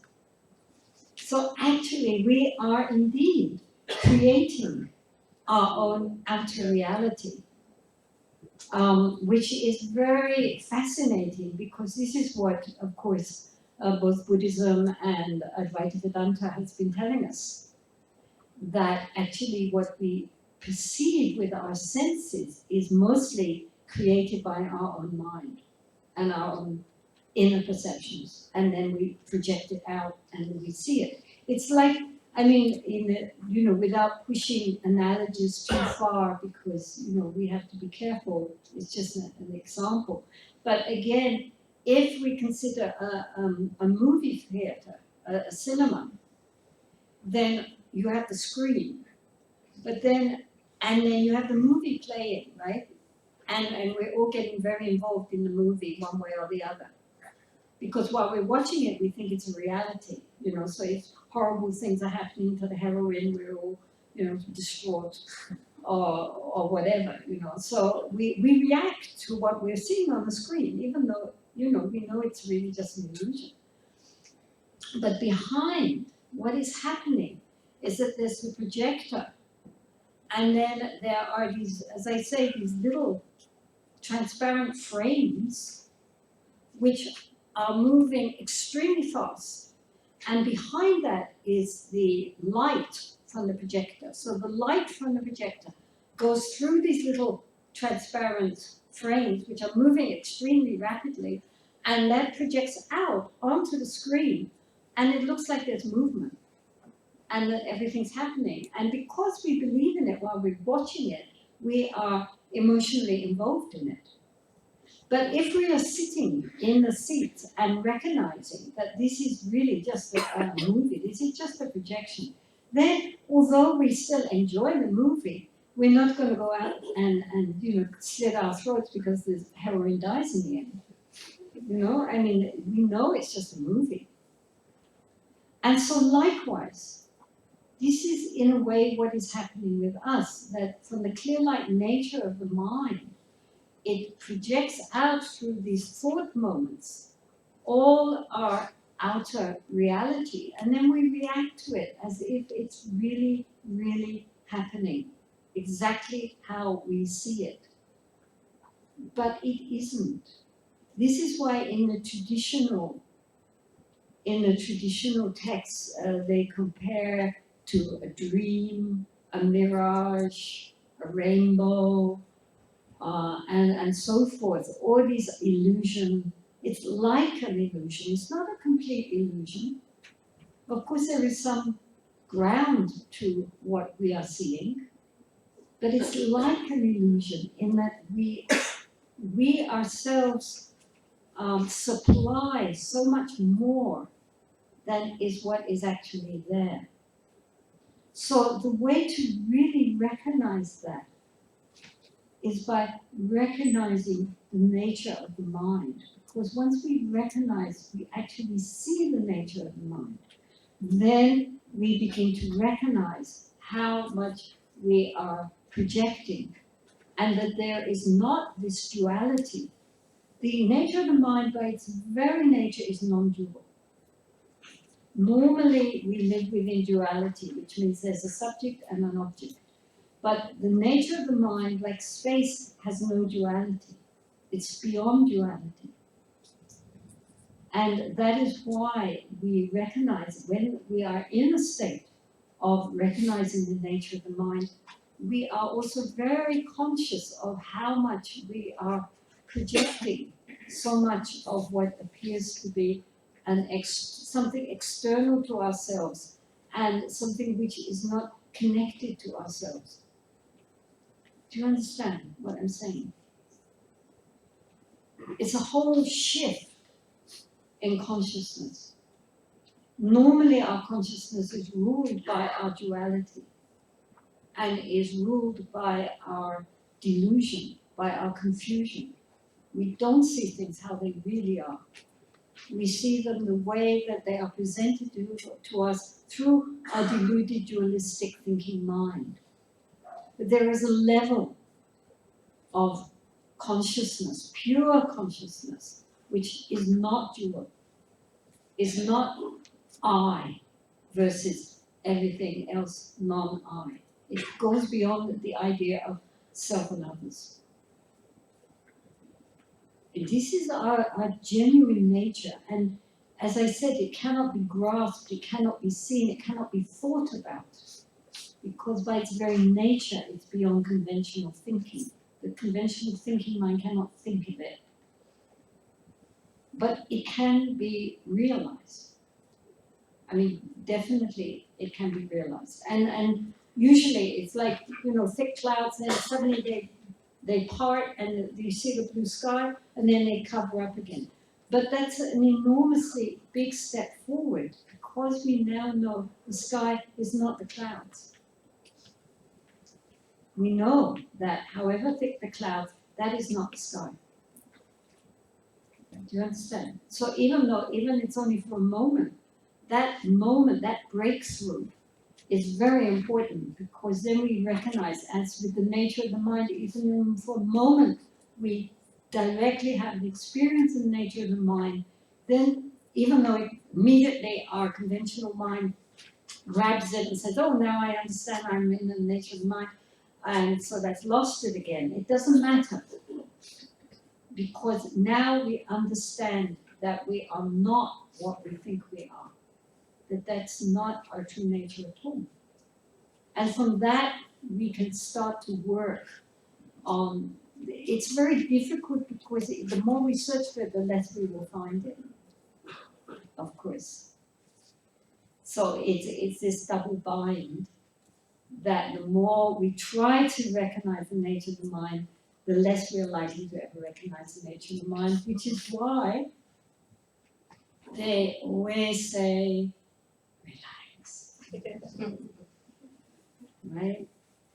Because the nature of the mind appears when the mind is completely relaxed, spacious, and aware. Then of itself,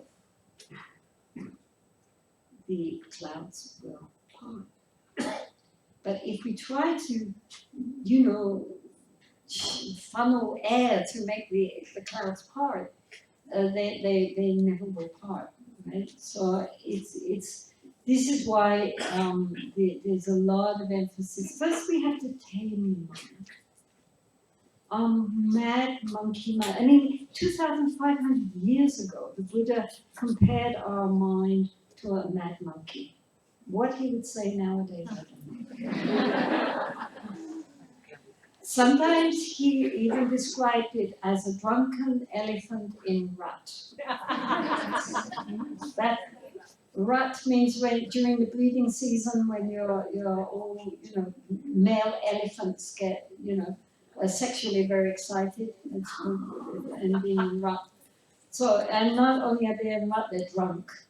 So I mean, that was then. So who knows now?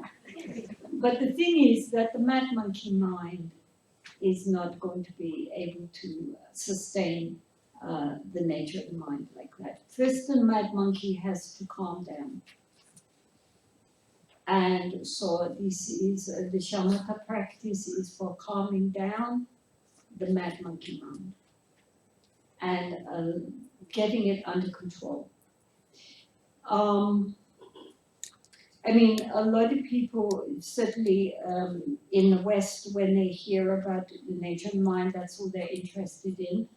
And when people talk about shamatha and vipassana, they think, oh, those are lower levels. We don't want to bother with that. We want to go for Dzogchen. We want to do the best. But the great Dzogchen masters also say the same thing, that you can't do it.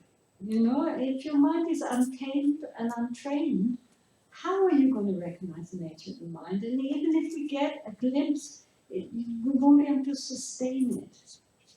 I mean, in order to really be a genuine practitioner, I mean, the aim is to be in a state of the nature of the mind 24 hours, which means even during sleep, at all times, effortlessly, to be in that state of open awareness. So, even to stay for 1 second, if the mind is untamed, how can we do it? We can't. And so, just recently when I was in Singapore, we were with this very lovely Lama, who is the abbot of a nunnery in Tibet, where 350 nuns and they all sit in little meditation boxes and they never lie down. So day and night they are in their boxes, their little boxes, and they never stretch out. I mean, they can get up and walk, you know, but when they sleep sitting up. And so these nuns are real yoginis.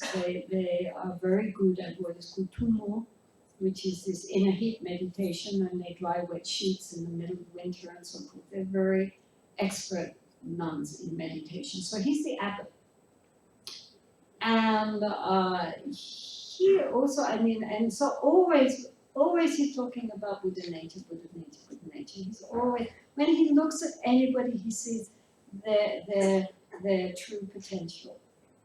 He always, you know, he's not discriminating male or female, just he sees the potential of that person. He sees their true nature.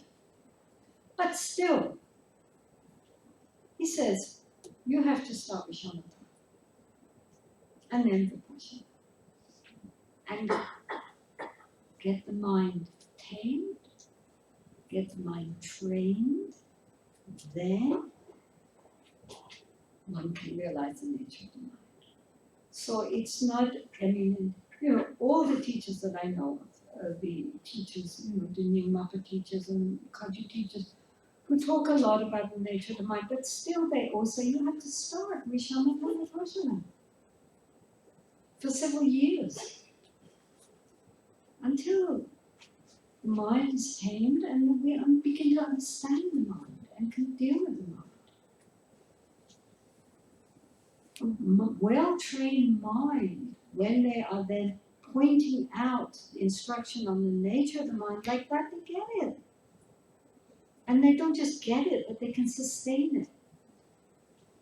So it's very important, even while we recognize that, you know, the nature of the mind is something beyond, completely beyond our conception of mind. Just as the sky is not the clouds, although the clouds come from the sky, they go back into the sky. But the sky is something much far more infinite than the clouds. But still, we need first to start with understanding the clouds.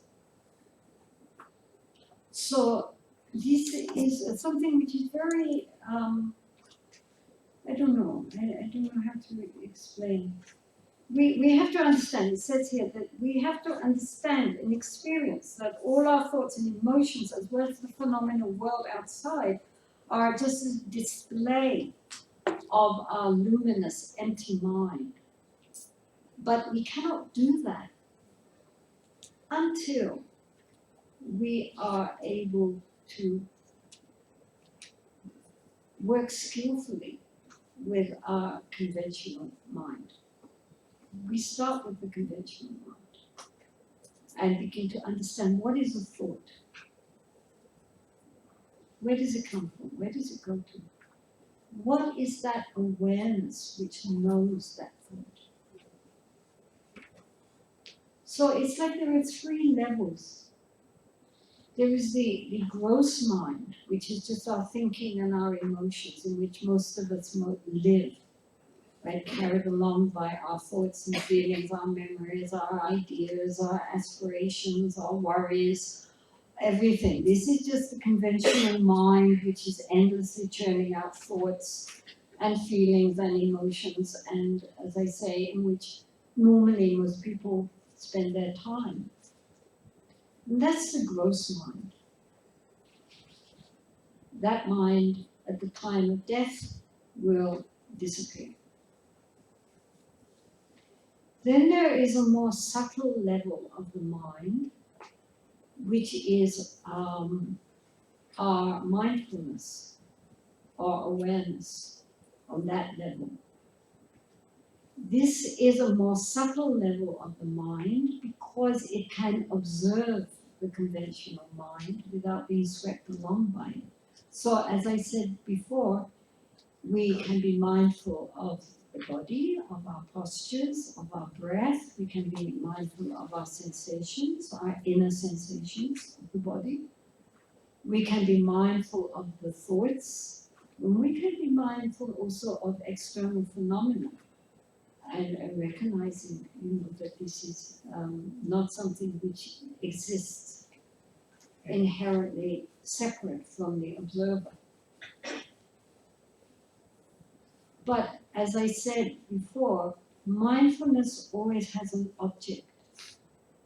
We are mindful of something. So this is a more subtle level of the mind because it's an awareness, a mindfulness, which is not absorbed in its object. It has a space in which it observes the thoughts, but it is not the thoughts. So this is already a big step forward to actually have the observation and the space and the thoughts without being completely absorbed in the thoughts. And so for most people, this is the place to start, by learning to be more mindful. We will come back to that. The very subtle level of the mind, the nature of the mind, as I said, is non-dual. And it doesn't have the sense of subject and object. It is a very open, spacious clarity in which everything manifests from that open, empty clarity. But for most people, it's better to start with developing this quality of basic awareness and mindfulness, and to do it in a way which is very relaxed, not tight. Before I lived for many years in a Himalayan valley called Lahaul, Lahaul Spiti in Himachal Pradesh. And there in the summer months, I had this kind of cave, and then below that it dropped down, and then below that there was a meadow. And then it dropped down, and below was the road and villages. And so in the summer, then the shepherd would come up with his sheep. They would get from the local villages, and one old shepherd would come up with his sheep. And so he would bring all the sheep up to the meadow, and then there was a kind of boulder, a big rock, and he would climb up and sit on that and stretch out, and then he had his bottle of beer, his chum, and he would just lie out with his with his drink and just watch. And the sheep would wander around and eat, and at the end of the day he would get up, round them all up, and take them back down again. And he wasn't asleep. If a wolf came, there were wolves. If a wolf had come, then he would be up and immediately out, with a stone or if a sheep wandered off somewhere where it was dangerous or they shouldn't wander too far, then he would, bring them back in again. But basically he didn't do anything. He just lay there, watched the sheep, and as they wandered, and then after a while they had finished eating, they would all just sort of settle down, and they would all just be, lying there waiting, and then he would round them all up and take them home.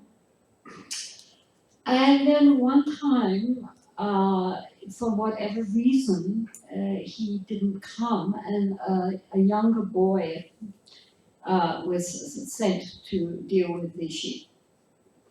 And so he didn't really, he wasn't an expert, and he'd probably been told he would be, beaten up if he lost a single sheep.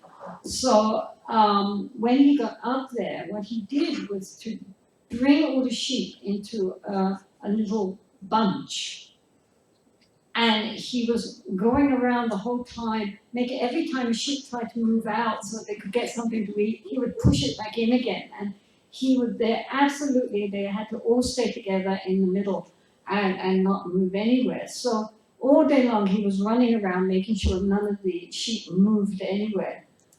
And at the same time, the poor sheep didn't get anything to eat and became very nervous and unhappy with the sheep. And at the end of the day, he sort of staggered down with them down below. And so he had a bunch of hungry sheep, and he himself was totally exhausted. The next day, the other shepherd came back. But I thought that is a very good example of how to watch the mind and how not to watch the mind.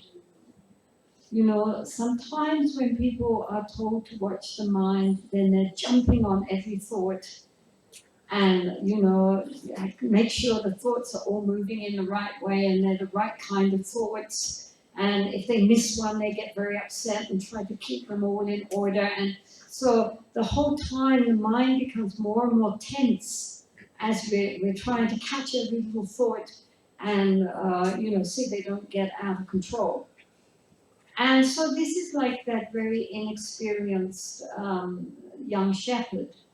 And what happens is that the thoughts get tight, and the viewer, the observer gets tight, and everybody gets very tensed up, and we probably end up with some kind of chronic imbalance.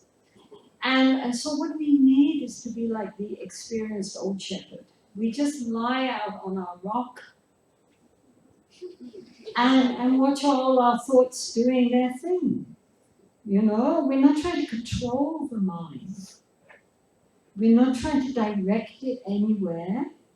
We're just leaving the mind to do its own thing and watching it.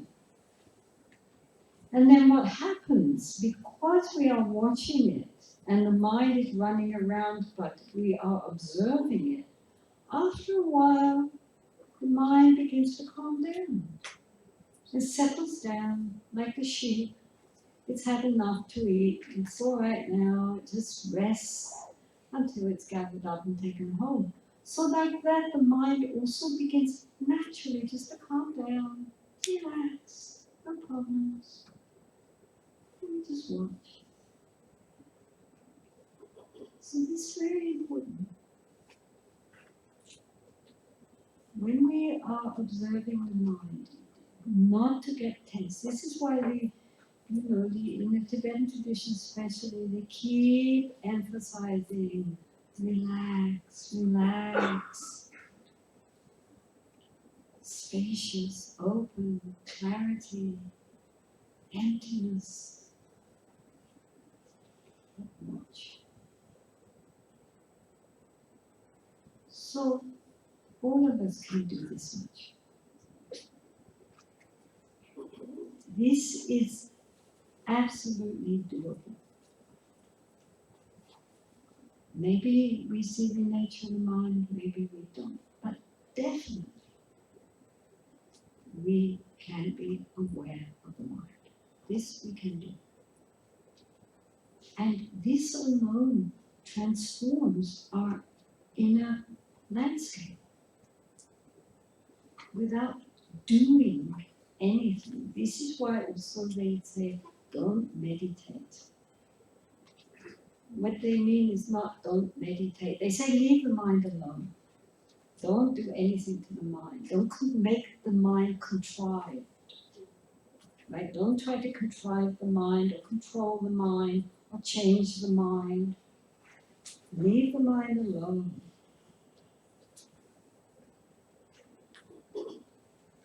To be aware. Be aware.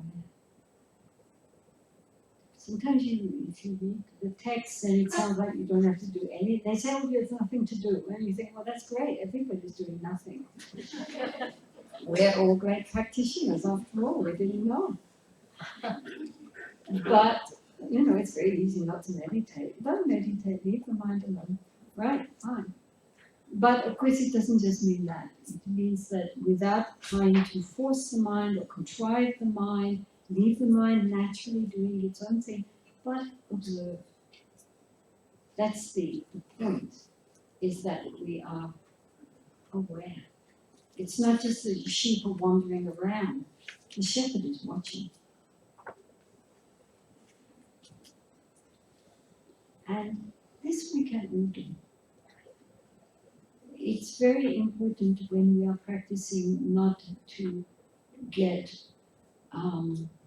an idea of how we should be doing it, so to speak, so that it becomes contrived and we force the mind into certain patterns. In this kind of meditation, we leave the mind alone. We just know it. Does that make sense? Yes. So I think especially for this day and age where we are also stressed out already, we don't need to make our practice into a further stress, right? So our mindfulness should be a very open, relaxed observing without trying to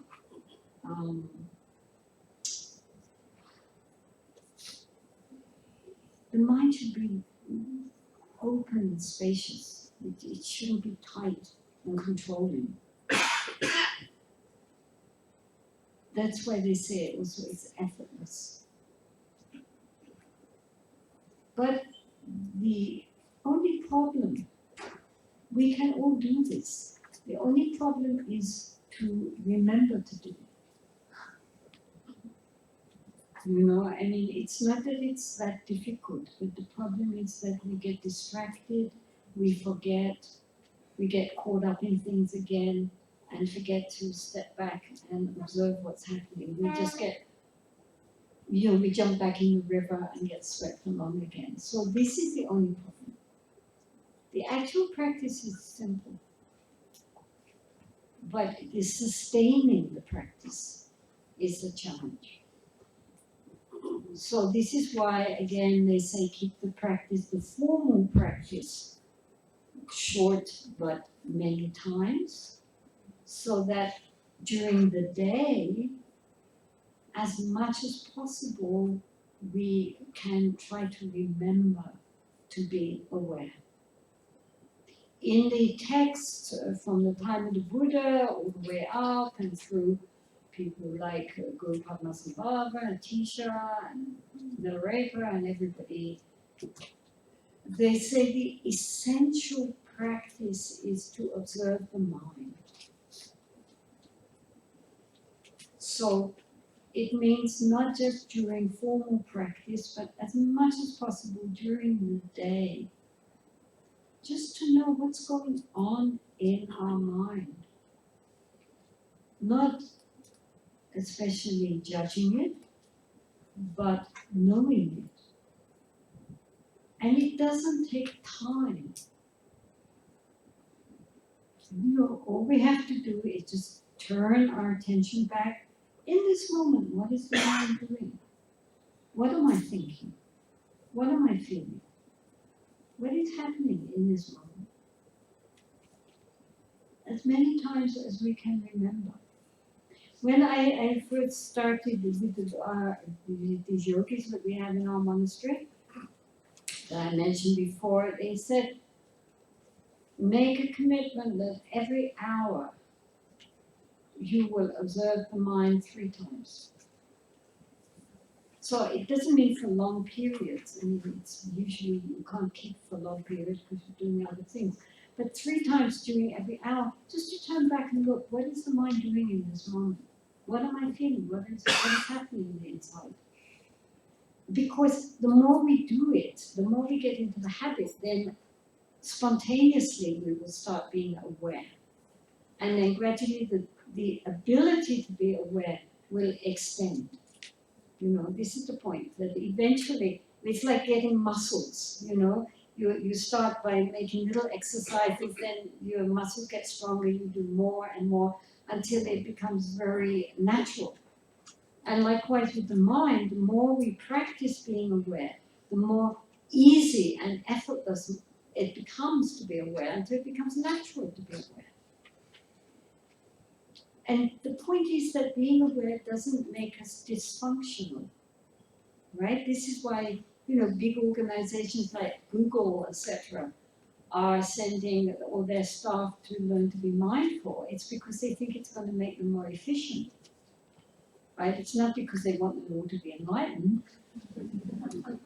But if our minds are clear and focused, then we work better with less stress, right? So that's much more efficient. And for this reason now, mindfulness has become very, very popular. It lowers your cholesterol and your blood, whatever it's called, your blood pressure and your heart and so forth. So it's very therapeutic. And at the same time, it's recognized that when the mind becomes stressed because it's thinking too many things, then it is inefficient.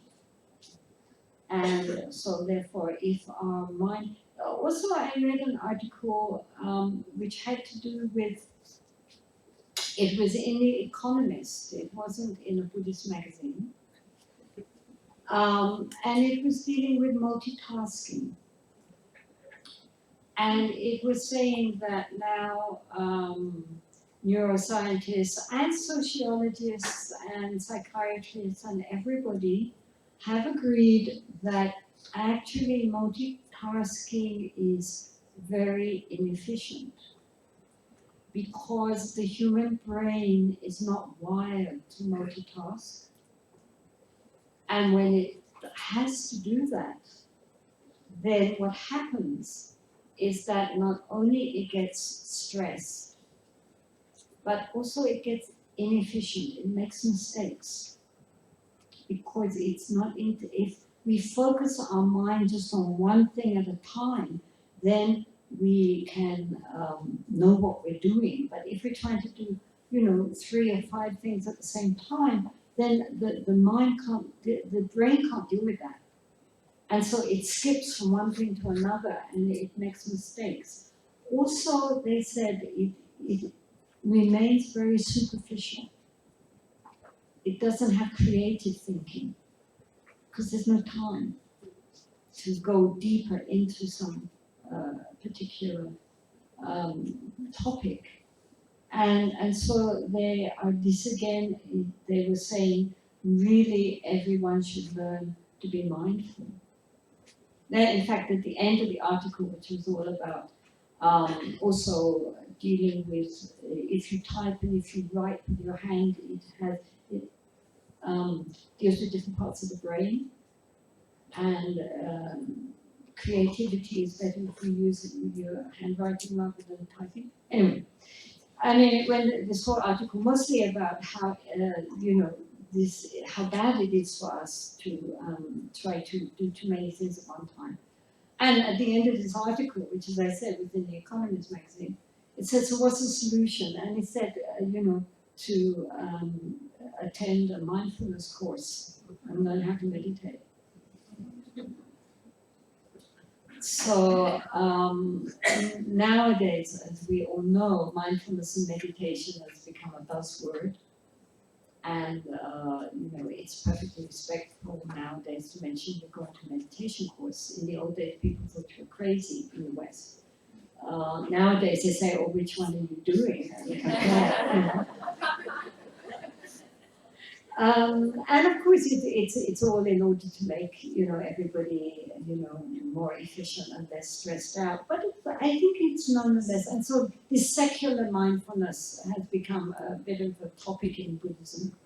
In Time magazine, they had a whole 4-page advertisement on a book they had called Mindfulness, which is the new science of health and happiness, right?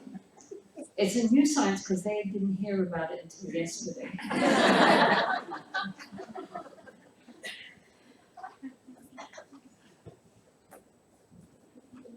But so there is a debate in Buddhist circles about secular mindfulness. In other words, mindfulness which is divorced from the foundations of ethics and all the other constituents, compassion, loving kindness, patience and generosity and all the other constituents of the path. It's just removed from that and it's just a matter of making us less stressed and more efficient. And so people query. In Buddhism, it's not mindfulness, it's right mindfulness. For example, a burglar would be very mindful, right? They're treading very carefully, reaching very carefully, everything done they're very mindful. But that would not be regarded in Buddhism as right mindfulness because it is connected with wrong mental states. It's connected with deceit and greed and all these negative states.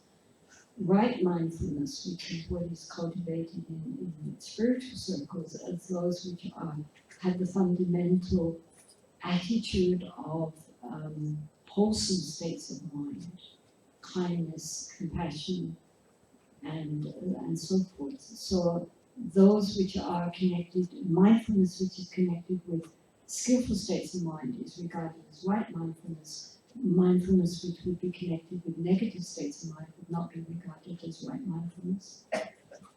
So therefore there is this debate in Buddhist circles about whether secular mindfulness, which is divorced from all kind of ethical considerations, is genuine mindfulness or not, and is it helpful or not helpful. I mean, personally, I think that mindfulness is mindfulness. And that if people learn to be mindful, even if it's just to lower their cholesterol, it's better than not being mindful. And they will find if they can do these courses that it can help them. For example, people also with psychological problems, now they are teaching them to be mindful. And if they find it, it's often very, very helpful to bring them back into the present moment. Any book that brings us back into the present moment is a good thing. And of course, if you do your secular mindfulness weekend, even if it's cost you $2,000, you're going to take it seriously. Then you Google mindfulness, you would discover, hey, what? It's connected with a whole lot of other things.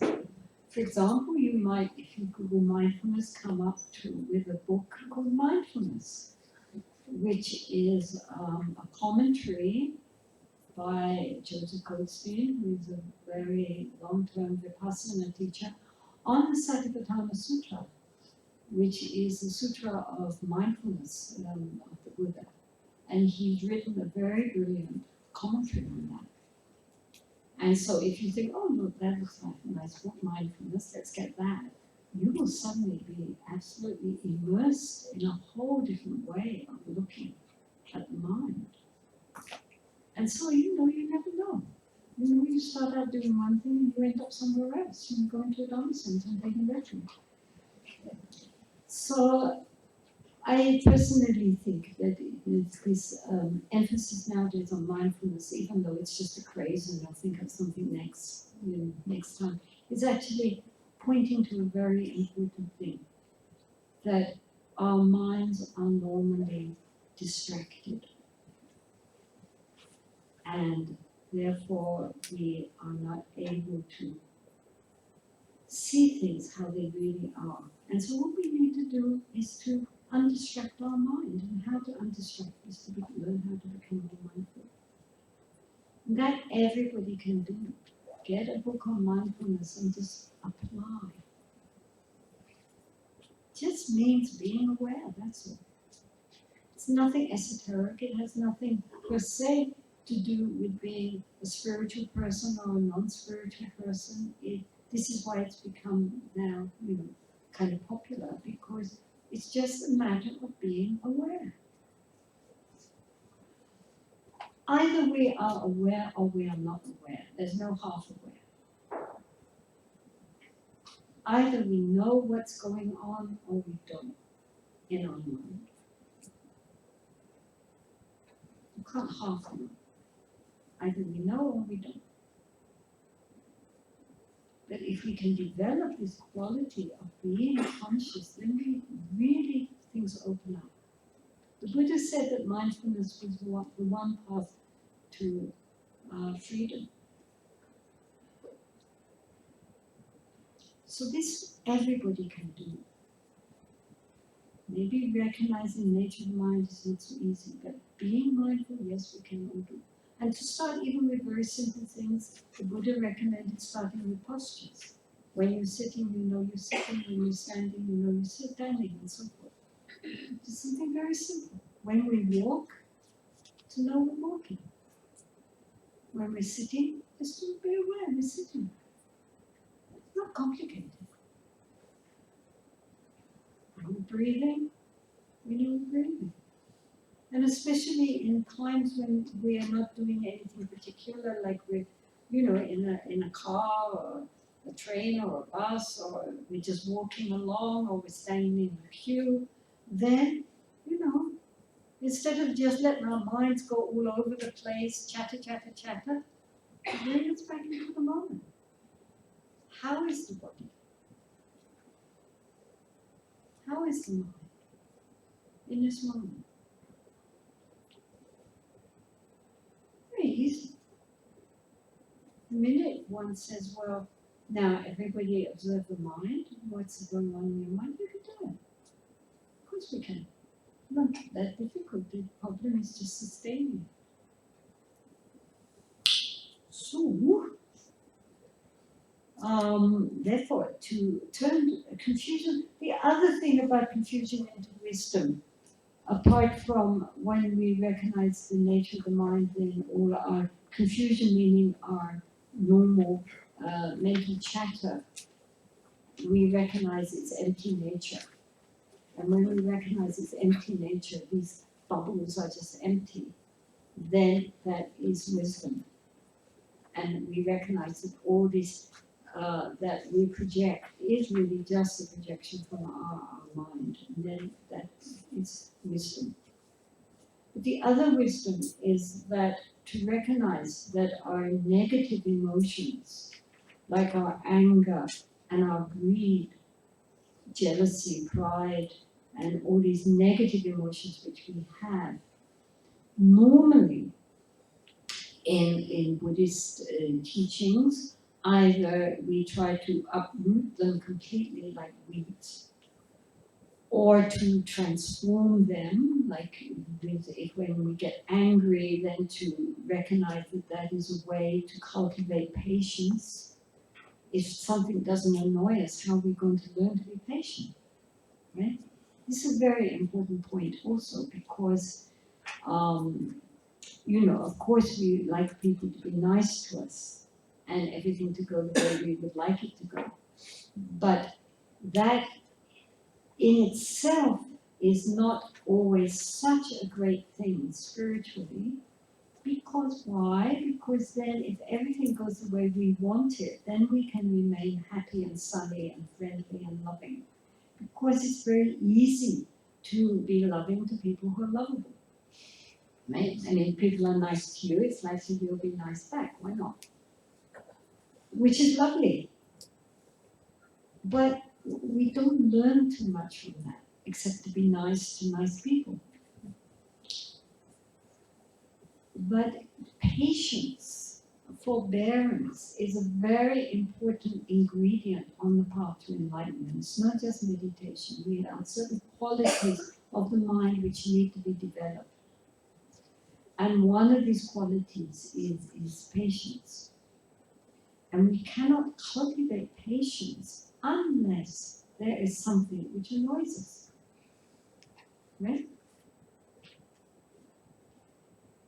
So in that way of seeing things, when people do or say things which upset us, instead of being annoyed, we can be grateful.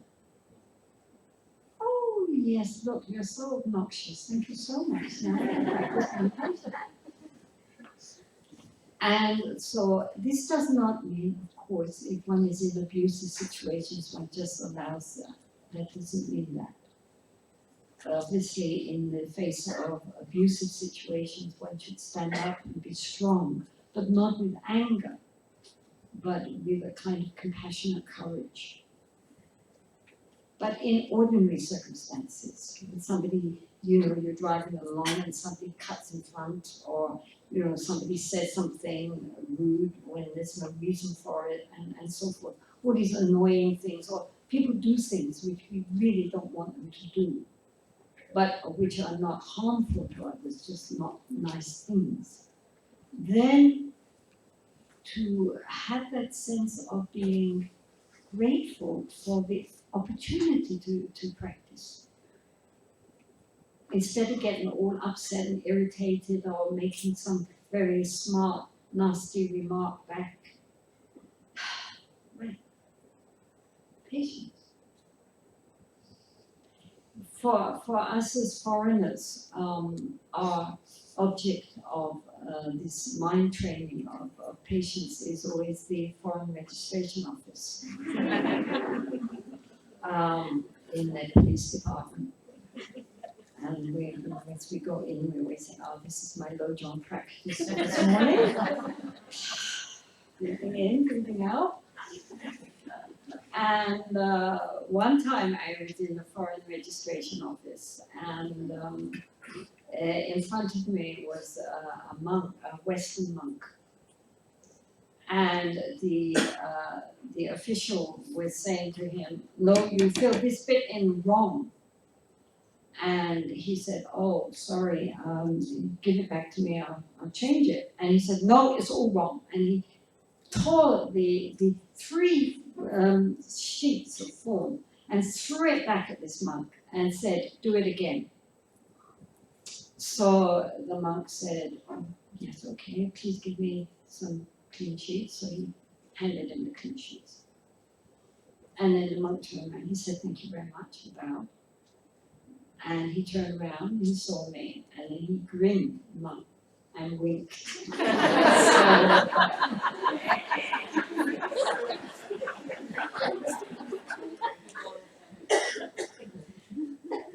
Because that's it. It's in these encounters which you could get all upset and angry and then, the official doesn't care, but you're miserable. But if you just say, oh, well, it's all on the path, good, thank you very much, nice, have a good day. No problem. And we're developing patience, developing loving kindness. And so you're grateful. You're so nasty. Thank you. Now I can. So like that, to bring in these qualities into our daily life and make our daily life into our practice. It's not something which is out of the reach of any of us. All of us can use our daily life to cultivate more kindness, more empathy, more compassion, more generosity. Starting with our families, people we work with, our neighbors, the people we see every day. They are our practice. Really, if we come to Dharma talks and everybody's sweet and lovey-dovey and then we go home, what's the point? What's the point? How are we going to really transform if we don't take our daily life as the path? It's not just when we're sitting in meditation. It's moment to moment throughout the day. How are we dealing with our own mind and with other beings? Are we any different? I mean, the important thing I think for all of us is when things go wrong, small things, big things, how we are responding. As I said yesterday, are we responding like an ordinary worldly person with upset, anger, ego hurt, and so forth? Or are we really trying to bring our understanding of the Dharma into our daily lives? Even if our first reaction was not a good one, we can now try and do it a bit better next. We'll try again. So this is the point. This is where we see whether we're really understanding or not understanding. It's how we deal with these things which happen during the day, with our families, with our colleagues, out in the street, wherever. How are we dealing? Is there any difference between a nice, kind, good-hearted, ordinary person and someone who's really trying to, walk the path to enlightenment? We take a vow to attain enlightenment for the sake of all beings, and then we get upset the minute those beings don't act the way we want them to act. What's the point? So it's very important to take our daily life as our practice. That's what I'm trying to say. All this other stuff is all very high and la la la la, but how are we dealing with our daily life? How are we dealing with people that we encounter and who are around us? All of us have to ask this question. I ask, I look, I go, well, never mind, try again. Because that's how we work, and I don't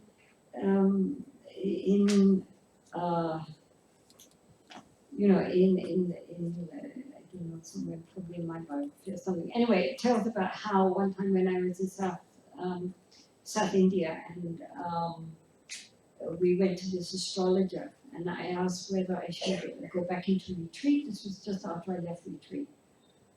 Asked whether I should go back into retreat or whether I should start a nunnery. And he looked, and then he said, well, you go back into retreat, very peaceful, very lovely, very nice, very happy. You start a nunnery, many problems, many challenges, many difficulties. But both are good, so you make your choice.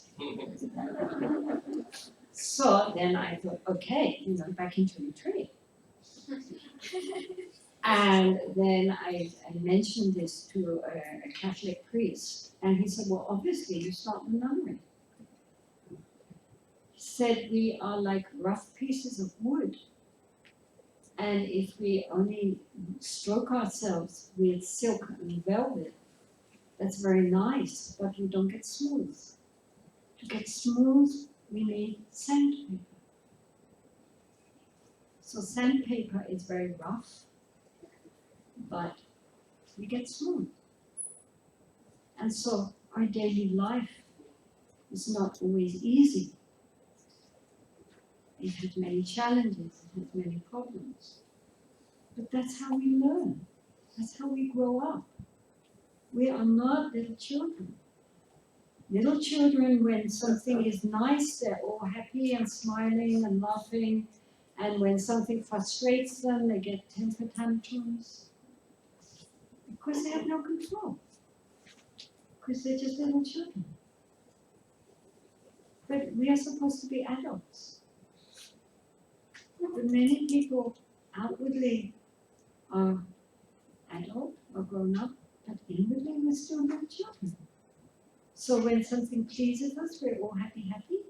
And when something goes wrong from our ego point of view, then we're all upset and angry and frustrated and depressed. Like little children. So we have to grow up. Buddha always talked about becoming minpa. In Tibetan, it means to become mature, to grow up.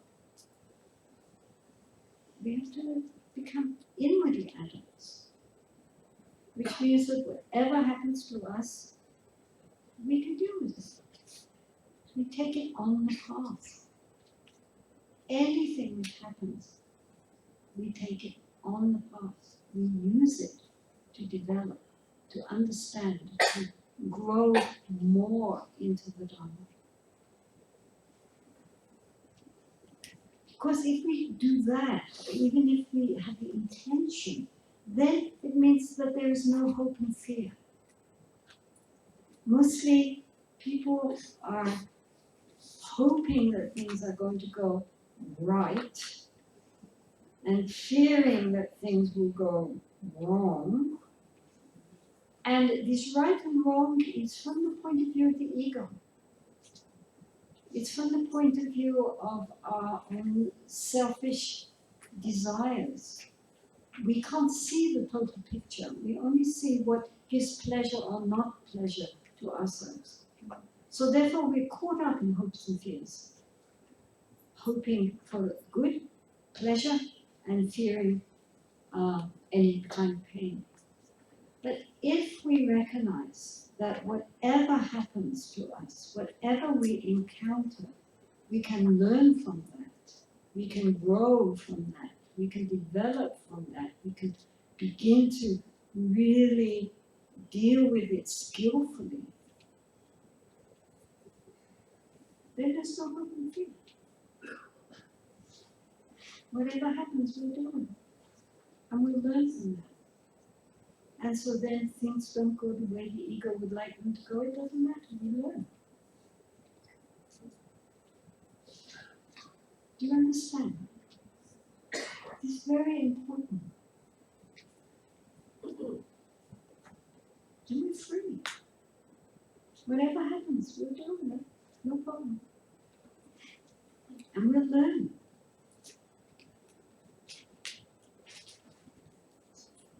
So that's good. Don't look so serious. It's good. It gives us a freedom. Everything is teaching us something. And everything we can take on the path. Okay? We don't have to worry anymore. We can just be open and free and allow what comes to come because, it's like being a surfer. The waves are big, the bigger the waves, the more fun. If you're, when you're starting, you want little waves, but as you become more experienced, then you want bigger and bigger waves because, the more bigger the waves, the more we can learn how to balance. I mean, nobody surfs here. You have a nice ocean, but no surfers. But in other parts in the world where there are, then the famous beaches are those which have big waves. Because that's, the more challenge there is, the more fun it is. Nobody wants a placid. They want challenges. So likewise, we also, whatever life brings us, if we have inner balance, which comes through being more aware, more mindful, then, the bigger the waves, the more fun. No problem. I mean, in Malaysia one time, I saw this T-shirt which had a picture of big waves, and on top was a surfboard, and sitting in Padmasana on the surfboard, where somebody was sitting there like this, and the slogan said, "Riding the waves of life, be mindful, be happy." So like that. The Buddha always compared the Dharma to a boat. He didn't have surfboards. He said it's like a boat for riding the waves of samsara, so that even though we go up and down, we are not submerged. Right? The Dharma is a protection, so that we don't get completely drowned in the waves of samsara. Yes, we're still in samsara, we're traveling across the ocean of samsara, but we now have a boat. And that boat is the mindfulness, which is a protection for the mind. It is considered as a protection because we're not then submerged. We are just aware. So that is for our whole life, not just for when we're sitting down to do formal practice, but it's something we take with us everywhere, all the time, as much as we can. And it protects the mind. And it protects other beings too. Because if our mind if we are aware of our mind, and we are also aware of our speech, and we are also aware of our actions. And so that's a huge protection for everybody. And especially if we are maintaining ethical conduct. So, be happy. Okay? This is something which is, in essence, very, very simple. Simple doesn't mean easy, because easy it's not. As many of you know, the word which we are using as mindfulness or awareness is the word smriti, and smriti means to remember. And so its direct enemy is that we forget. We forget to remember. We forget to be mindful. But beyond that, there is no impediments. Either, the minute you say be aware of sitting, you're aware. I mean, it's not like it's difficult, it's just that we don't sustain.